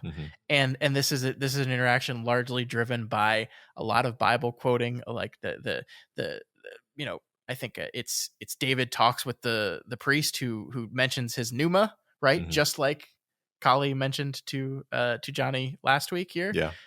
And then we have, you need spiritual, physical, editorial. He mentions 40 days and 40 nights, which he's I believe referencing the Lent journey specifically, right? This is when Jesus wandered through the desert for 40 days and was tempted by Satan 3 times, I think it was 3 times. And like basically Jesus gathers himself and then returns from this trek and this act of temptation to begin his ministry, begin his work. So we've now kind of drawn a direct reference to that with Johnny. We got Johnny Christ over here basically. And you just like think about it a little bit and be like, okay, maybe we can start to see the shape of what we're doing here, possibly. Yeah, I mean, if he's going to be tempted, that's one thing, right? Like, what is he going to be tempted with? Perhaps, if he's going to be put through some kind of dark night of the soul, it's like, to what end? Is it to he gets to become the literary god that he always wanted to be if he just does something that the cop wants him to, perhaps. Yeah. I don't know. Yeah, we will see. After this, the cop spots Billy Rancourt, a Desperation resident that we see is wandering through the streets, and he runs him over. Matt, he just runs him right over. He gets out of his car, he picks up Billy's body, and then just walks into a house and just carelessly deposits him inside the house. And we can maybe start to guess, Matt, where the other residents of Desperation have gone. Why the town looks and appears empty. Yeah, right. I mean, it tells us a little bit. It doesn't tell us everything. The fact that there are still living people around suggests that that the cop can't have been doing this for very long, because I feel like this guy, if the cop had been doing this for like several days, then this guy would be like, oh my God, there are dead people everywhere. I should get out of here. But it seems like he's just, for the first time, like wandering around and being like, what the hell's going on? And then he gets run over. And it's like completely blindsided. So it kind of feels like this nightmare must have started pretty shortly before, before our first characters got pulled over, basically. Sure. Yeah. Yeah, I mean, the implication is this guy was drunk and passed out in a basement somewhere, and so that's why Collie, quote unquote, missed him. Yeah. And so, yeah, you're right. This all must have started relatively recently, right? So the cop, again, discusses the Bible here. Finally, this time referencing Proverbs. He calls it adverbs, which is great. 4:11. The context of this proverb is basically a son talking to his father. The father basically saying, "Listen to me, listen to my teachings, follow my path, and things will be well." It's obviously a metaphor for the teachings of God. If you live by God, if you live by His word, everything will be okay in the end. And the context in this conversation is that Billy, the guy he just ran over, didn't really succeed in doing that. He was a bit of a mess up, a bit of a drunk, and he strayed from his path, and that's why this happened to him. You start going, okay. Okay. So the character who is God, or the presence that is God, in this story has basically referenced the Bible 0 times, right? Yeah, I mean, I guess except for saying who I am in response to who are you, which is vaguely, which is They, not really a Bible reference so much as just like, I guess that's how God answers that question. But yes, yeah. short answer, yes, I think you're right. Yeah, but he's not being like, have you heard about my son Jesus? Right. Let me tell you about this guy. Right. Right. Here's why you should like this guy. No, there's none of that. And the character who is obviously meant to represent a Satan-esque character, Right. evil. Like I think he's described as an angel of death in this chapter. Is talking about the Bible a whole lot, Mhm. which is just. I mean, I'm not saying like anything definitive here, but it's just interesting, right? Yeah. It's interesting. It is really interesting. I don't know what to make of it quite yet. Mm-hmm. So the cop offers to let Johnny go free, just a small payment. He's got to suck his dick, Mhm. which right now happens to be dripping blood, Uh-huh. just like every other part of him currently is doing. We haven't really highlighted that, but like what was kind of slowly brought up at the end of the last chapter has really escalated. That he's just bleeding, like he's bleeding from his armpits are bleeding, his eyes are bleeding, his mouth, his ears are bleeding, like his dick is bleeding, he's just kind of falling apart, like in front of us. It's like there's something literally physically inside him that's just like swelling inside of his body in all of his tissues, and it's just gonna like burst him open like some kind of like caterpillar that has a wasp egg inside it at some point. Yeah. But this interaction, this whole thing, this blood dripping dick, is where we really start to highlight Johnny's main problem, which the book says is his anger. He's got a temper, a terrible temper, and this is where we recall offhand, like the comment that was just kind of casually made at the beginning of the Johnny chapter last week, which is that he beat his third wife, that he got in trouble for assaulting his third wife. He did domestic abuse. And it's like, oh, well, okay. Yeah, you seemingly do have a bad temper there, Johnny. And then the book goes so far as to say this is anger had always been his primary addiction, not whiskey or coke or lewds, plain old rage. It didn't have anything to do with what the cop had taken out of his pants. And that might be what the guy didn't understand. It wasn't a sex issue. The thing was, Johnny Marinville had never liked anything stuck in his face. So it's really interesting to just kind of almost a curveball here that like, yeah, I mean, you had an addiction problem, but your main problem was anger. And we've seen King characters with that same MO before, right? Yeah. I don't know. It is a great hook. It's like we're sort of table setting for this character and his arc, right? This is we've gotten to know him fairly well at this point, but I think this is we're being directly shown like, well, this is kind of the hinge of it all, is this anger that he has, and where does that come from, and how's that going to play into things? Yep. Yeah, totally. And then Johnny, because like he's kind of an asshole, but we also kind of like him, Matt. He threatens. He says, "Okay, I'll put that thing in my mouth, but if I do, the next place you'll find it is on the floor." Which is great. And in repayment for this back talk, our cop friend speaks some weird words and sicks a buzzard on him. This is a gross. I don't like this part, Matt. It's really like the way the book describes like the smell of the buzzard as Johnny realizes what it is as it like pecks at his skull, and it's like covered in like rotting meat. That's so gross. Yeah. I'm not a bird guy. I don't like birds, especially bigger bird. Like just imagining like being harried by a buzz. It's gross. It's totally gross. There's also something really upsetting about the idea that it's like ripping strips of flesh out of his scalp, which just feels like a very like I don't know, intimate way of maiming someone. It's just weird. It's a delightfully Stephen King like I would never write that because it hurts too much to have that thought in the first place. So I would have I wouldn't think of that, Yeah. It's great. Yeah, I just want to point out that in a chapter where a man is brutally run over by a car, Uh, the thing that really grossed me out was this big yeah. bird attacking Well, a guy. yeah, we didn't talk too much about the graphic brutality of like the guy being run over and his body just destroyed, but um he's okay enough to keep crawling away somehow. Yeah. Which by the way, we didn't talk about this at all, but like Johnny's like he'd seen worse in Vietnam basically. And Yeah. as Mhm. far as I recall, that was the first reference to like, oh, okay, so this guy's seen some shit actually. Yeah. And that's gonna play into things, I'm sure. Yeah, especially because David comes from the Viet Cong lookout. Yeah, There's another way of connecting these two that's right. characters. That's right.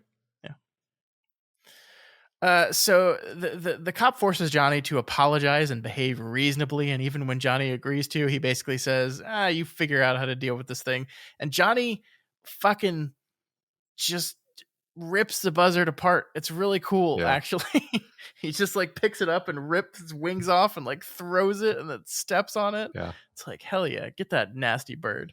Yeah, he does, and it is cool, and it's cool that he kind of, he stood up to the bad guy and then he fought off the bird, but it did kind of break him because which is understandable. I'm not blaming him, but it's like he's definitely cowed after this. I think it is a great moment though. No, definitely, yeah, because then Collie's like, look at all those other buzzards up there. Yeah. I got those too. So yeah, I guess we haven't we got so wrapped up in the grossness of it. We're like, this guy controls animals. Like, Yeah. we've seen the coyotes. Now we know buzzards are part of that too. Like these desert animals, these not the greatest of desert animals, right? The scavengers, the mean ones. The hyenas get to be the evil ones in Lion King for a reason, because they're the bad ones. Yeah. Yeah, you can steal the holes in their eyes, whatever the hell that means. Yeah. I mean, yeah, it's the nature of the power is unclear, but yeah, he's supernatural in more ways than just blood leaking out of all of his orifices. Yep. Yeah. I think like, I guess this is just another moment that actually this moment struck me differently. So I was saying earlier how the cop Collie, he has this kind of genuinely like mad cheerfulness about him, where for him everything makes sense, everything he's doing makes sense. It's all turning about this insane axis that has its own logic and consistency, at least for him. But this bit where he sort of it sort of becomes an ego thing between him and Johnny, where he's like, tries to make him suck his dick. Basically, it's that to me was more of a moment of pure like ego and like subjugation. I have power over you. I'm stronger than you. You're gonna do this thing, and if you don't do it, I'm gonna stick a buzzard on you. It felt more sort of low than and also just like, oh, this, it was the first time in the book where I just don't like this cop character. Do you know what I mean though? Like, do you see this as being sort of a different sort of action than the previous totally insane actions that he's taken? Yeah, I think so. I think there is like, I don't know. He's fucking with all these people, right? Yeah. And he's killing people. Yeah. Like we've seen him kill Ralph and Ellie's child. We've seen him kill Mary's husband. He's done these brutal things, but to the rest of them, he's kind of been, I'm not going to say nice, but certainly not like this. Yeah. And like, it seems like he has a very particular bone to pick with Johnny, especially. Yeah. And it is being like cruel to him in a way that he's not cruel to the others. I agree. Yes, that is, I think, what I'm reacting to here. I agree with you. Yeah. I mean, I think like what he says is basically like, like, just are you going to be respectful of me? Like, are you, like, what he was telling him to do is, are you going to look at me properly? Like, he looks at him in a way that he doesn't like. Look at me properly. No more insolence, no more disrespect. Do you promise? And that's very That's very interesting Yeah. because like Mary tried to shoot him with a gun, Right. and he doesn't even Yeah. hurt He, her. he laughed He it just kind off. of mildly threatens her and then leads her into a cell. Yeah. Yeah. I mean, and you get the sense like you said, a mild threat. It was like, it was just to get compliance. It was not to get submission. Yeah. Which this is about, like, submission to the ego. Mm-hmm. Yeah. So yeah. I don't know. We don't know what to make of it, but it does. Yeah, I think you're right in the feeling that it feels different for sure. Yeah. So the cop then almost randomly wonders if he should get Johnny's counsel on the boy, meaning David, and we're once again kind of forced to ponder. We're being shown these two characters and the ways in which they connect and are similar, and also the ways in which they could be, what their future interaction could or will look like.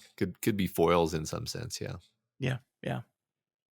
So the sequence ends with our cop rapidly falling apart, laughing at Johnny as the buzzards on the nearby wire also laugh along, which is just like, I don't know how you explain what that sounds like, but somehow you can still hear it, if you know what I mean. Sure. Yeah. I mean, even if you and I don't imagine the same thing, we definitely imagine something, which is all that and matters. It's awful. Yeah. And creepy as hell. Yeah. Yeah. So we cut back to the prison cells as all the prisoners in there are listening to Johnny's screams from his buzzard fight, and as we're doing this, Tom finally tells everyone, including us, what this cop's name is. It's Collier, Entragian, as you said, and man, what a name that is, right? What a name. So here's if you're ever wanting to do analysis of stories, when you get a unique, interesting name like that, the first thing you want to do is like, oh, well, this has got to mean something. Why would the writer give this person a name unless it meant something? Well, what does this name mean? Nothing. It's made up. So Collier means coal miner, which I think is fitting. We learn a little bit later that Collie, came to Desperation wanting to be a cop, couldn't get the job as a cop, instead went to work in the mine, ended up getting workers' comp after he got injured, driving down into the China pit, and then eventually ended up as a deputy. So the miner part of it makes sense, but Entragian is such a like interesting name that like I just set out to immediately be like, this is going to mean something and it's going to be really cool and clever. And I'd be like, I see what you're doing, Steven. And I looked it up, man. And it's just a made up name. Yeah. The closest thing I got, which is not very close, is I thought to myself, it sounds like a Roman emperor. And then I was like, was there a Roman emperor in Trajan? No, there was a Roman emperor Trajan, which is spelled totally differently, but he was one of the emperors who persecuted Christians. He wasn't. He wasn't. I mean, the thing is, they all were. So it's not. That's not really a lot. Like, it's funny. His Wikipedia page is like 5 million pages long, so I can't figure out like if there's some gem hidden in here that's like once he worked as a cop in a mining town, or no. I'm sure that's gonna be. Yeah. But that's literally the best I got, is that there's a Roman Emperor Trajan. So yeah, no, it's such a compelling sounding name. It's like you hear Entragian and you're like, yeah, that's definitely something. I know that's something, and it's just, no, it's not. The only hits you get are Stephen King's novel Desperation, which is it's really fascinating because doesn't it just feel like it means something? It just feels like it is a name that has some great deep meaning to it, and it's nothing. Nothing. Yeah. If anyone has any theories, I would love to hear them, without spoiling anything in the novel, of course. Yeah. So the one thing we learn about good old Collie, that goes to your point you made earlier about him, is that this guy is supposed to have a limp, but he has no limp. And later Tom will tell us that he's much bigger than Collie ever was. That Collie Entragian was always a big man. He was 6'4". He's a large dude. But this person is, I think we've seen him described as like 6'7", 6'8". Like, huge, massive, giant person. Yeah. And so this person seems to be growing. Yeah. Again, I think he's like swelling from the inside. I think there's Mhm. something inside of him.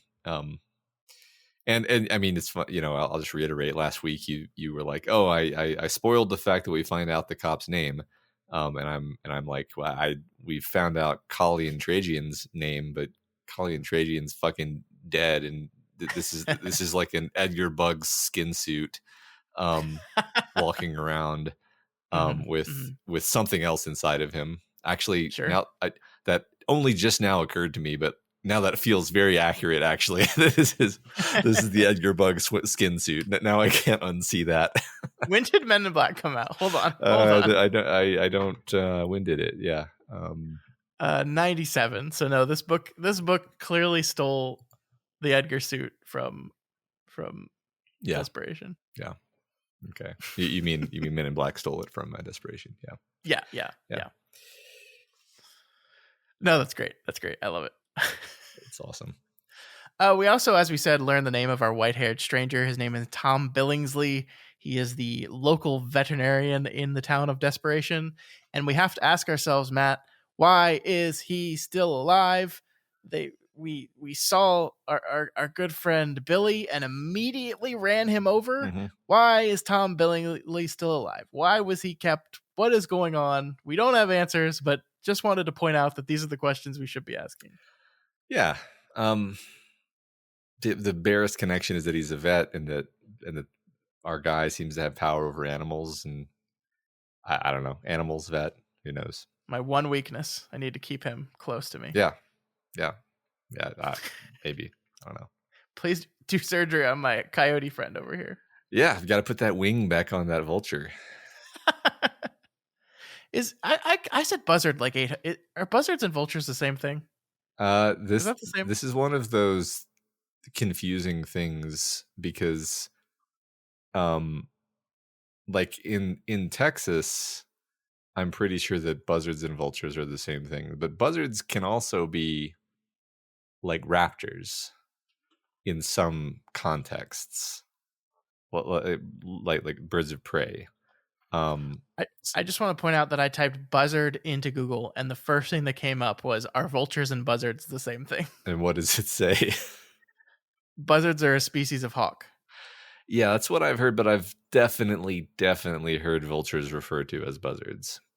Well, there is a thing called a buzzard vulture. Mm-hmm. I mean, which is a turkey vulture. Yeah. I feel like we're definitely supposed to be imagining vultures, though, because they smell like death, and they're large, and they behave like vultures, even though it says buzzards. So, does it say buzzards or does it say vultures? Maybe it says vultures. Maybe I think it was vultures. I have to check now. Okay. I'm opening my book in the middle of this episode and checking this. Okay. Because I definitely use them interchangeably while also knowing that they're not the same thing.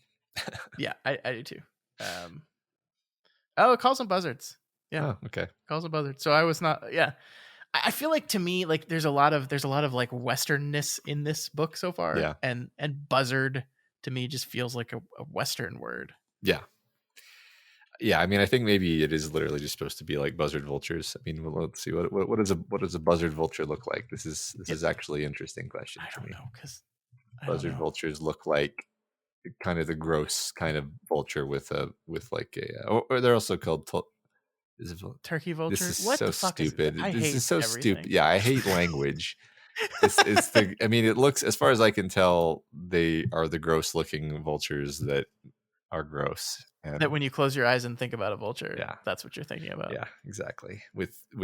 Often with the horrible pink head that looks like a skull with the flesh missing. Yeah. Yeah, because when I'm looking at pictures of buzzards right now, they just look like kind of badass hawks. Yeah. They don't look gross at all. Why do they look so gross? What is that? Like they're God is cruel, man. Yeah. I mean, they're the grossest, most evil looking animal that I can think of, you know? I hate them. Yeah, I hate them. Yeah. But like I said, I'm not a bird person. I'm just like, I like how eagles and hawks look cool, but like every other bird. Like we went to the Texas State Fair a couple months ago, and they have a petting zoo there, and they had ostriches and emus Mhm. in the petting zoo. Oh, wow. And I'm like, those birds are mean. Yeah. Why am you letting my 2-year-old child touch this bird? Yeah. I did not, by the way. I Yeah. can't like those things will peck you. Yeah. And they're probably like horribly sedated and it's terribly cruel. And so they won't do that. But like those are I don't mean know. birds. Yeah, I mean, have you heard like cassowaries, which are much smaller than those birds? Or at least smaller than either of those have killed people. Yeah. Because they got dinosaur legs on them. They got velociraptor legs. Yeah. So I don't like birds. Get out of here, birds. I like birds. I like parrots. I like parrots. Parrots lived too long. I don't trust anything that lives that long. I just like the idea, humans included. I just like the idea that there's a species on Earth that's incredibly not related to us that can just talk. Mm-hmm. I just think that's a very fun fantasy element that has been injected into our world that I really appreciate. Yeah, no, I think that's a good point. I enjoy watching videos of parrots talking. I would never want to be in the room with one. Sure, gotcha. All right, so Collie arrives at the jail with Johnny as our chapter comes to a close. I really love this kind of the stamp on the end of this chapter is he walks into the jail and they get a good look at him. It's been presumably a couple hours since they've seen him, and they get a good look at him for the first time. And it says, the man who followed him through the door was the man who had brought them all to this place. And yet he wasn't. He was a kind of blood gorgon, a creature who appeared to be disintegrating before their very eyes. It's just great, man. Yeah, I love it. And that is the end of chapter 5, and it is the end of part 1 of the novel. We are, as we said, a fourth of the way through now. Matt, what's going to happen next? He's going to lock them all up, and then the fun part begins, I guess. Which is he's going to pit them against each other somehow. Some kind of test of faith, test of wills. Who's willing to do, I'll let you out if you'll do blank, where blank is something horrible type situation. I don't know, because I feel like King is toying with me with this book where you think he's going to do this thing. And then it's like, nope, not this time. You would have been right maybe if this were not this book, but this is Desperation, and we're not going to play the same game. Mm-hmm. I don't know. Yeah. That's fun. Okay. Yeah. Well, we will find out next week as we move our way into part 2. Would you like to know the title of part 2? Yes, please. It's titled Desperation. In these silences, something may rise. Okay. Nice. So now you totally understand. I do. That's very clear. Yeah. All right. That is going to do it for us this week. As we said, next week, we will move into part 2 of the novel. So, Matt, it's a little confusing because this book does this thing where the chapter numbers reset for each part. So we are moving on to part 2, and we're going to be reading chapters 1 and 2 of part 2. Great. All right. So I hope that's not too confusing for people. I think we'll manage. All right. Let's move into our discussion question. What was the question last week, Matt? What's your favorite traffic stop in fiction? We said that we couldn't think of a lot of examples of this.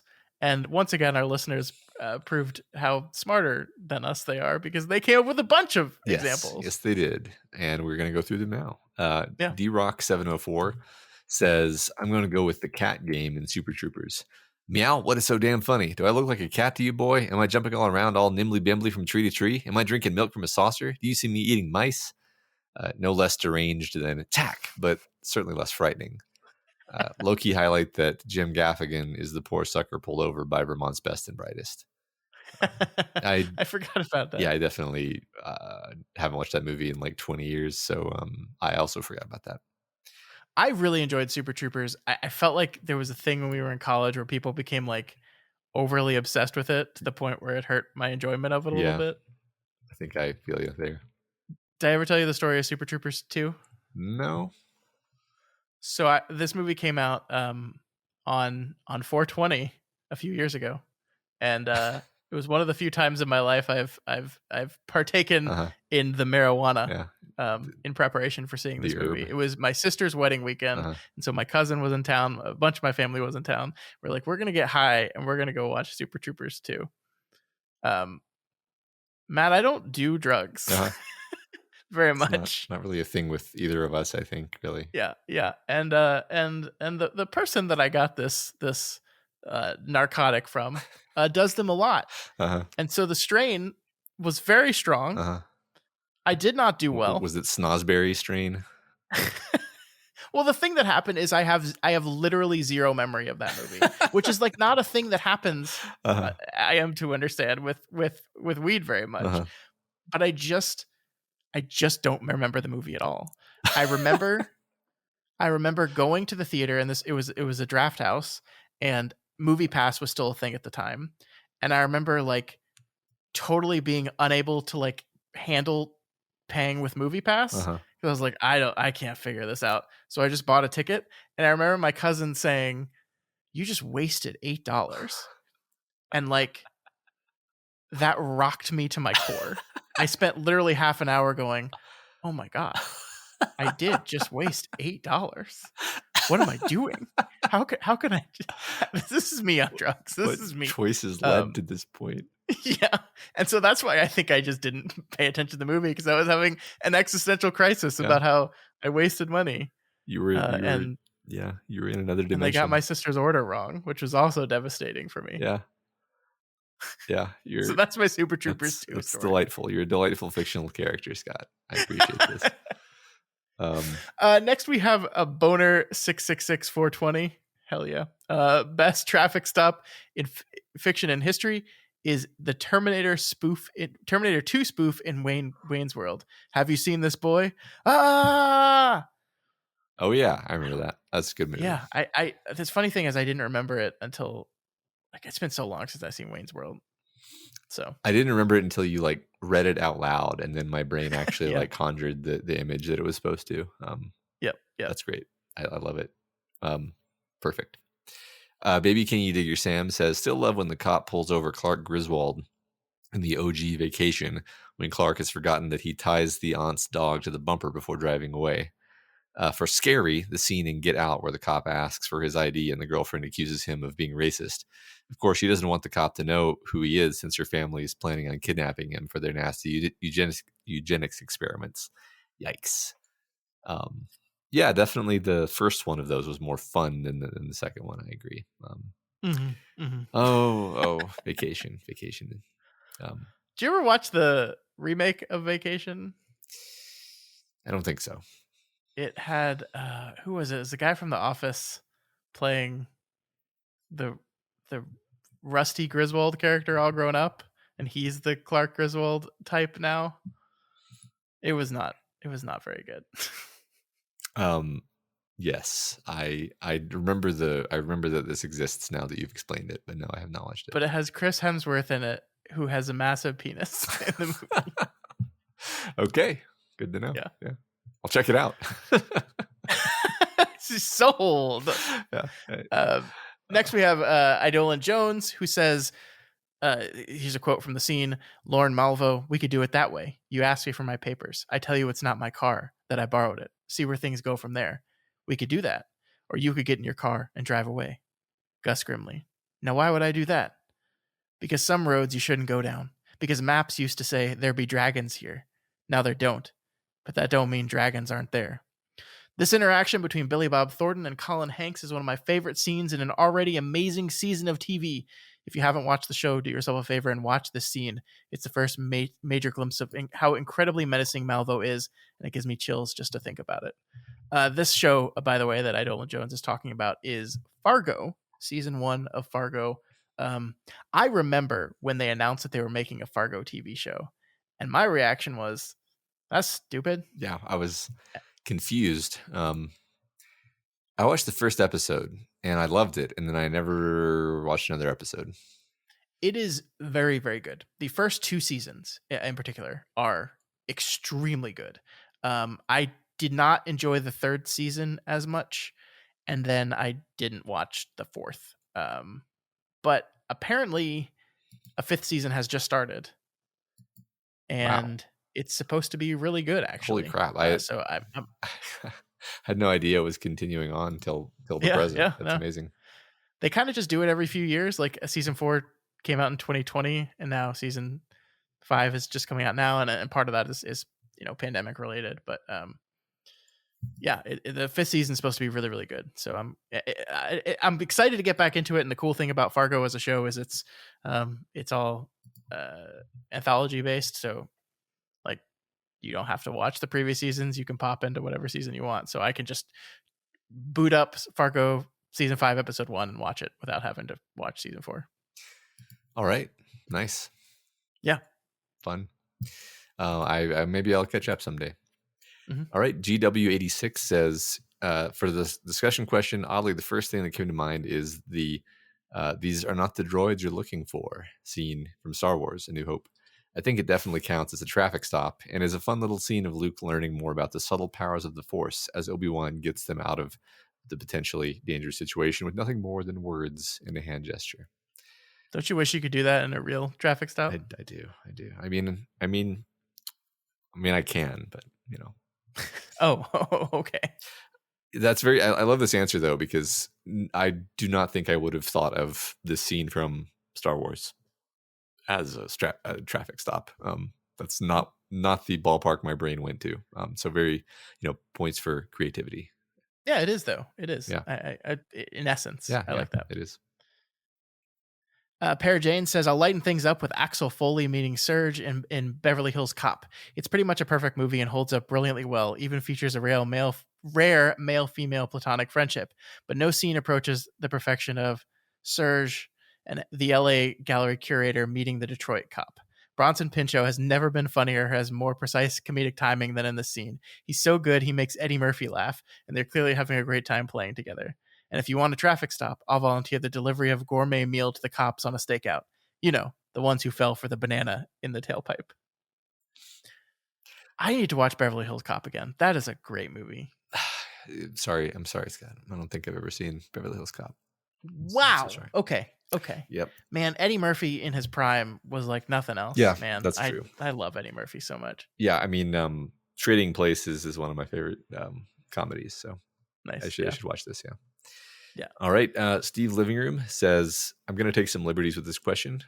The space standoff / stop between Father Captain DeSoya and Enia in Endymion was gripping, funny, nerve-wracking, and just perfectly done.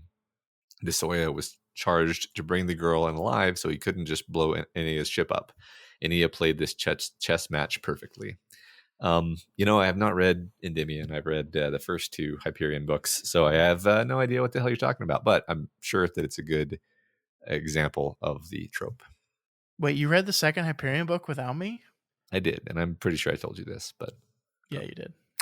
Yes, just playing it up the drama, man. I know. I betrayed you. I'm sorry. McDonald says with a 1 for the L. I love it. As for my favorite cop interaction, I'll do a slight twist by picking something that doesn't include a cop at all, but you think it might while you're watching. This, of course, is the end of Get Out. That's great. We already had this one, but we'll go into more details here. Get Out spoilers ahead. Our main character, Chris, is a black man lying down next to 2 bodies and a gun. When he hears a siren coming towards him, the viewer senses how any cop that sees this scene will automatically assume that he is the killer rather than the victim. So when the cop car pulls up and you see it's not a cop car at all, but his friend driving a TSA airport security car, and realize that Chris isn't going to be in trouble at all, it's genuinely one of the most relieving scenes I think I've ever seen in a movie. And then the comedy button to end the movie with the friend saying, I told you not to go into the house after all Chris went through, is just hilarious and the perfect ending to the movie. Yeah. I love that so much because he is explicitly set up as the TSA agent, but your brain just never makes the connection to like that's a kind of cop, right?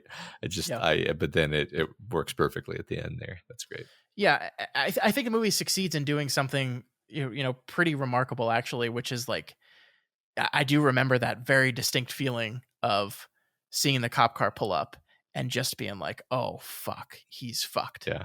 And like it puts you, I think, into the headspace of a black person when cops show up, right? Yeah. Like how incredible of a moment is it to get you in the headspace of people that have different experiences than you. Like Uh-huh. you're in in that moment, I felt what Black people probably feel like a lot of times when they see a cop car pull up is like, oh Yeah. fuck. Yeah.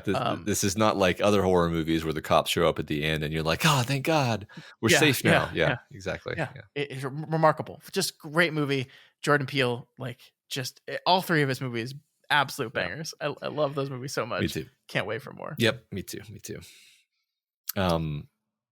This is this a different? Okay. So Tight Rhymes says, might be a little late, but I have to throw in Fargo. Wonderfully tense scene and a great encapsulation of Steve Buscemi and Peter Stormare's characters, with Buscemi clumsily failing to handle the situation smoothly, and Stormare stepping in to handle it in the most callous and brutal way possible, leaving Buscemi only to repeat, "Whoa, daddy." Then after the traffic stop goes awry, that's when it really turns into a clusterfuck. Great scene. Yes, it was so funny because I was like, "Oh, we're getting the same Fargo answer again." And it's like, no, this is the Fargo traffic stop that everyone thinks of first. Which, God, what a movie, man! God, what a movie! I love Fargo. We have to watch that movie again sometime. We do. I know we did an episode on it like back when the podcast was young. And we still were too, but yeah, it's a movie I've watched several times. It's definitely one of my favorites. I love it so much. It's so good. Love the Coens. Yep. And last but not least, we have Bent Westward, who says, for this week's discussion question, I will leave an abridged quote from Hunter S. Thompson's Fear and Loathing in Las Vegas, a great book with an equally great adaptation by Terry Gilliam. Few people understand the psychology of dealing with a highway traffic cop. Your normal speeder will panic and immediately pull over to the side when he sees the big red light behind him, and he will start apologizing, begging for mercy. This is wrong. It arouses contempt in the cop heart. The thing to do, while you're running along about 100 or so and you suddenly find red flashing CHP tracker on your tail, what you want to do then is accelerate. Never pull over with the first siren howl. Mash it down and make the bastard chase you at speeds up to 120 all the way to the next exit. He will follow, but he won't know what to make of your blinker signal that says you're about to turn right. He will not be reasonable at first, but no matter. Let him calm down. He will want the first word. Let him have it. His brain will be in turmoil. He may be jabbering or even pull his gun. Let him unwind. Keep smiling. The idea is to show him you are always in total control of yourself and your vehicle, while he lost control of everything. Don't know if I agree. I think we have to, for legal purposes, say, don't do this. Uh-huh. That was people don't. Yep. Don't do for this. legal purposes. That was a joke. It was all in quotes. Bet Westward says, I love the interaction with Depp and Gary Busey that ensues after. If you want one wild ride, the movie does a great job of capturing the spirit of the book and Hunter's one-of-a-kind gonzo journalism perspective that will forever remain unmatched. I've never read Fear and Loathing in Las Vegas. I have seen the film, but I've never read the book. Yeah, neither have I, but I have seen the film. Yeah. Mm-hmm. Fun. That was great. That was enjoyable answers all. Thank you so much. Traffic stops, really, really fascinating things, right? Yeah. They're scary. They're scary for the person being pulled over. I think one thing another listener pointed out that we didn't talk about is they can be certainly scary for the police too, right? Like you're having to approach a random vehicle. You don't know what's going on. It's an interaction where you're forcing two people that don't want to interact together in a situation that can have really bad consequences for both, and that's ripe for anxiety and fear. Yeah, natural source of drama. Yeah, characters really show you who they are, right? All right, Matt, what is next week's question? One that I hope will be equally fun as this one. What is the creepiest desert animal and why? We talked about buzzards a lot on this episode, so we thought it was a perfect thing to lead into our discussion question. Desert animals, man. They're a interesting sort. Yeah, you may find this question difficult, but broaden your mind. Search your feelings. Much like one of our GW86 searched their feelings and located Obi-Wan Kenobi. Obi-Wan Kenobi, not an acceptable answer to this question. Sarlacc, though, maybe. Oh, there you go. I just stole one from you. Sorry. Anyway, Sand people. sand people. We got lots of them. Yeah, lots of them. Yeah. All right, folks, that is going to do it for us here this week. Next week, as we said, part 2 of the novel begins with chapters 1 and 2 of part 2. It's a little confusing. Just read the first 2 chapters of part 2. It'll be fine. Yeah, just keep reading 2 more chapters. There you go.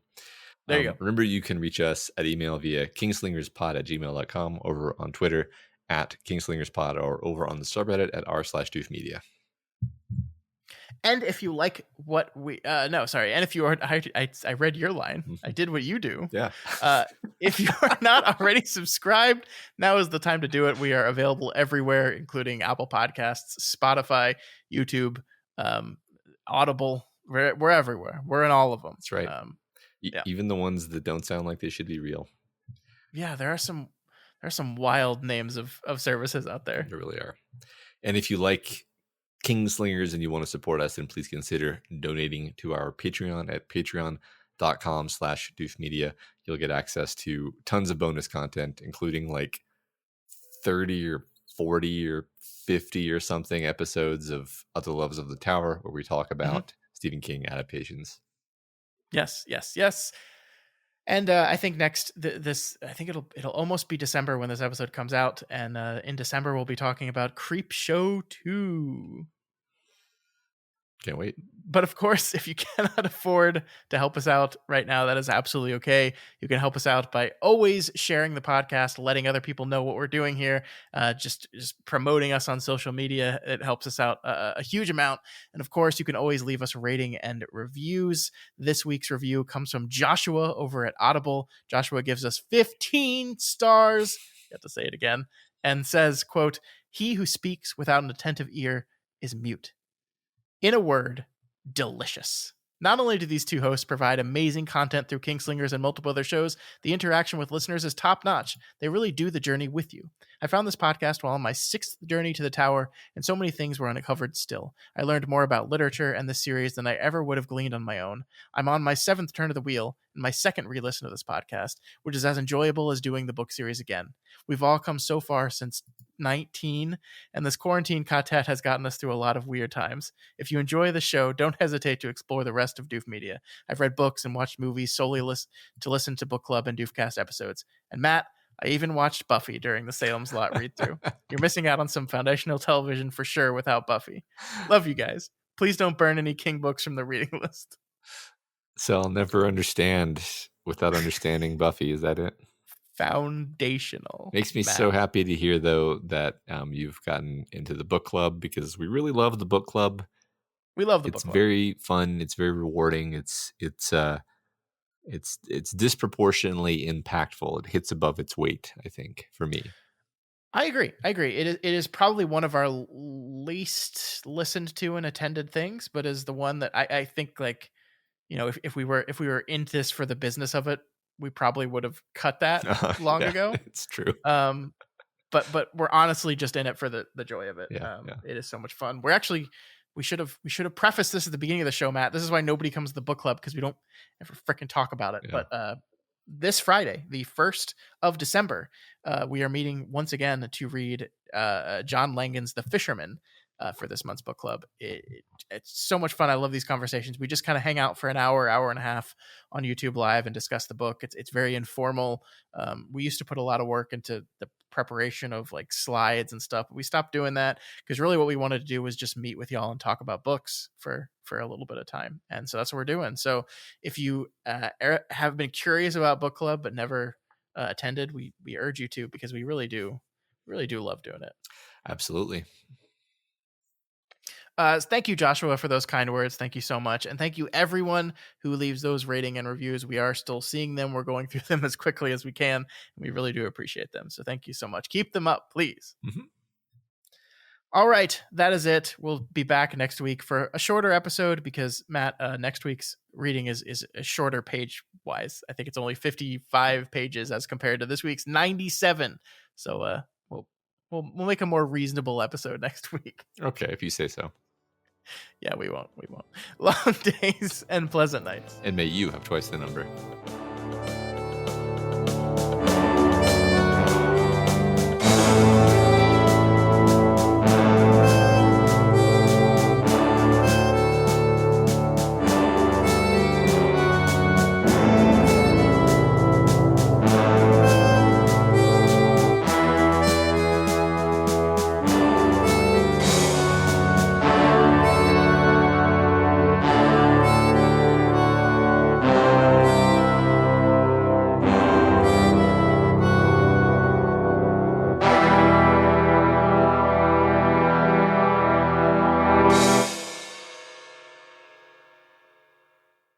Matt, did I tell you about these really passive-aggressive emails on the Doof Media account we've been getting?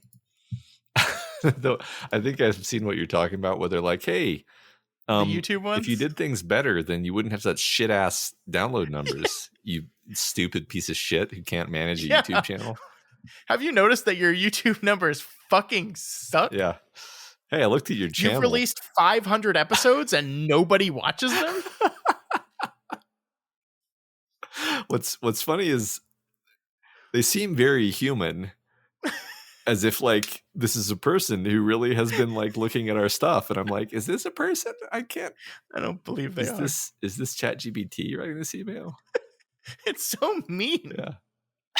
And yet every day we get one, I read it and be like, maybe this time he'll be nope, still mean. Jesus, yeah.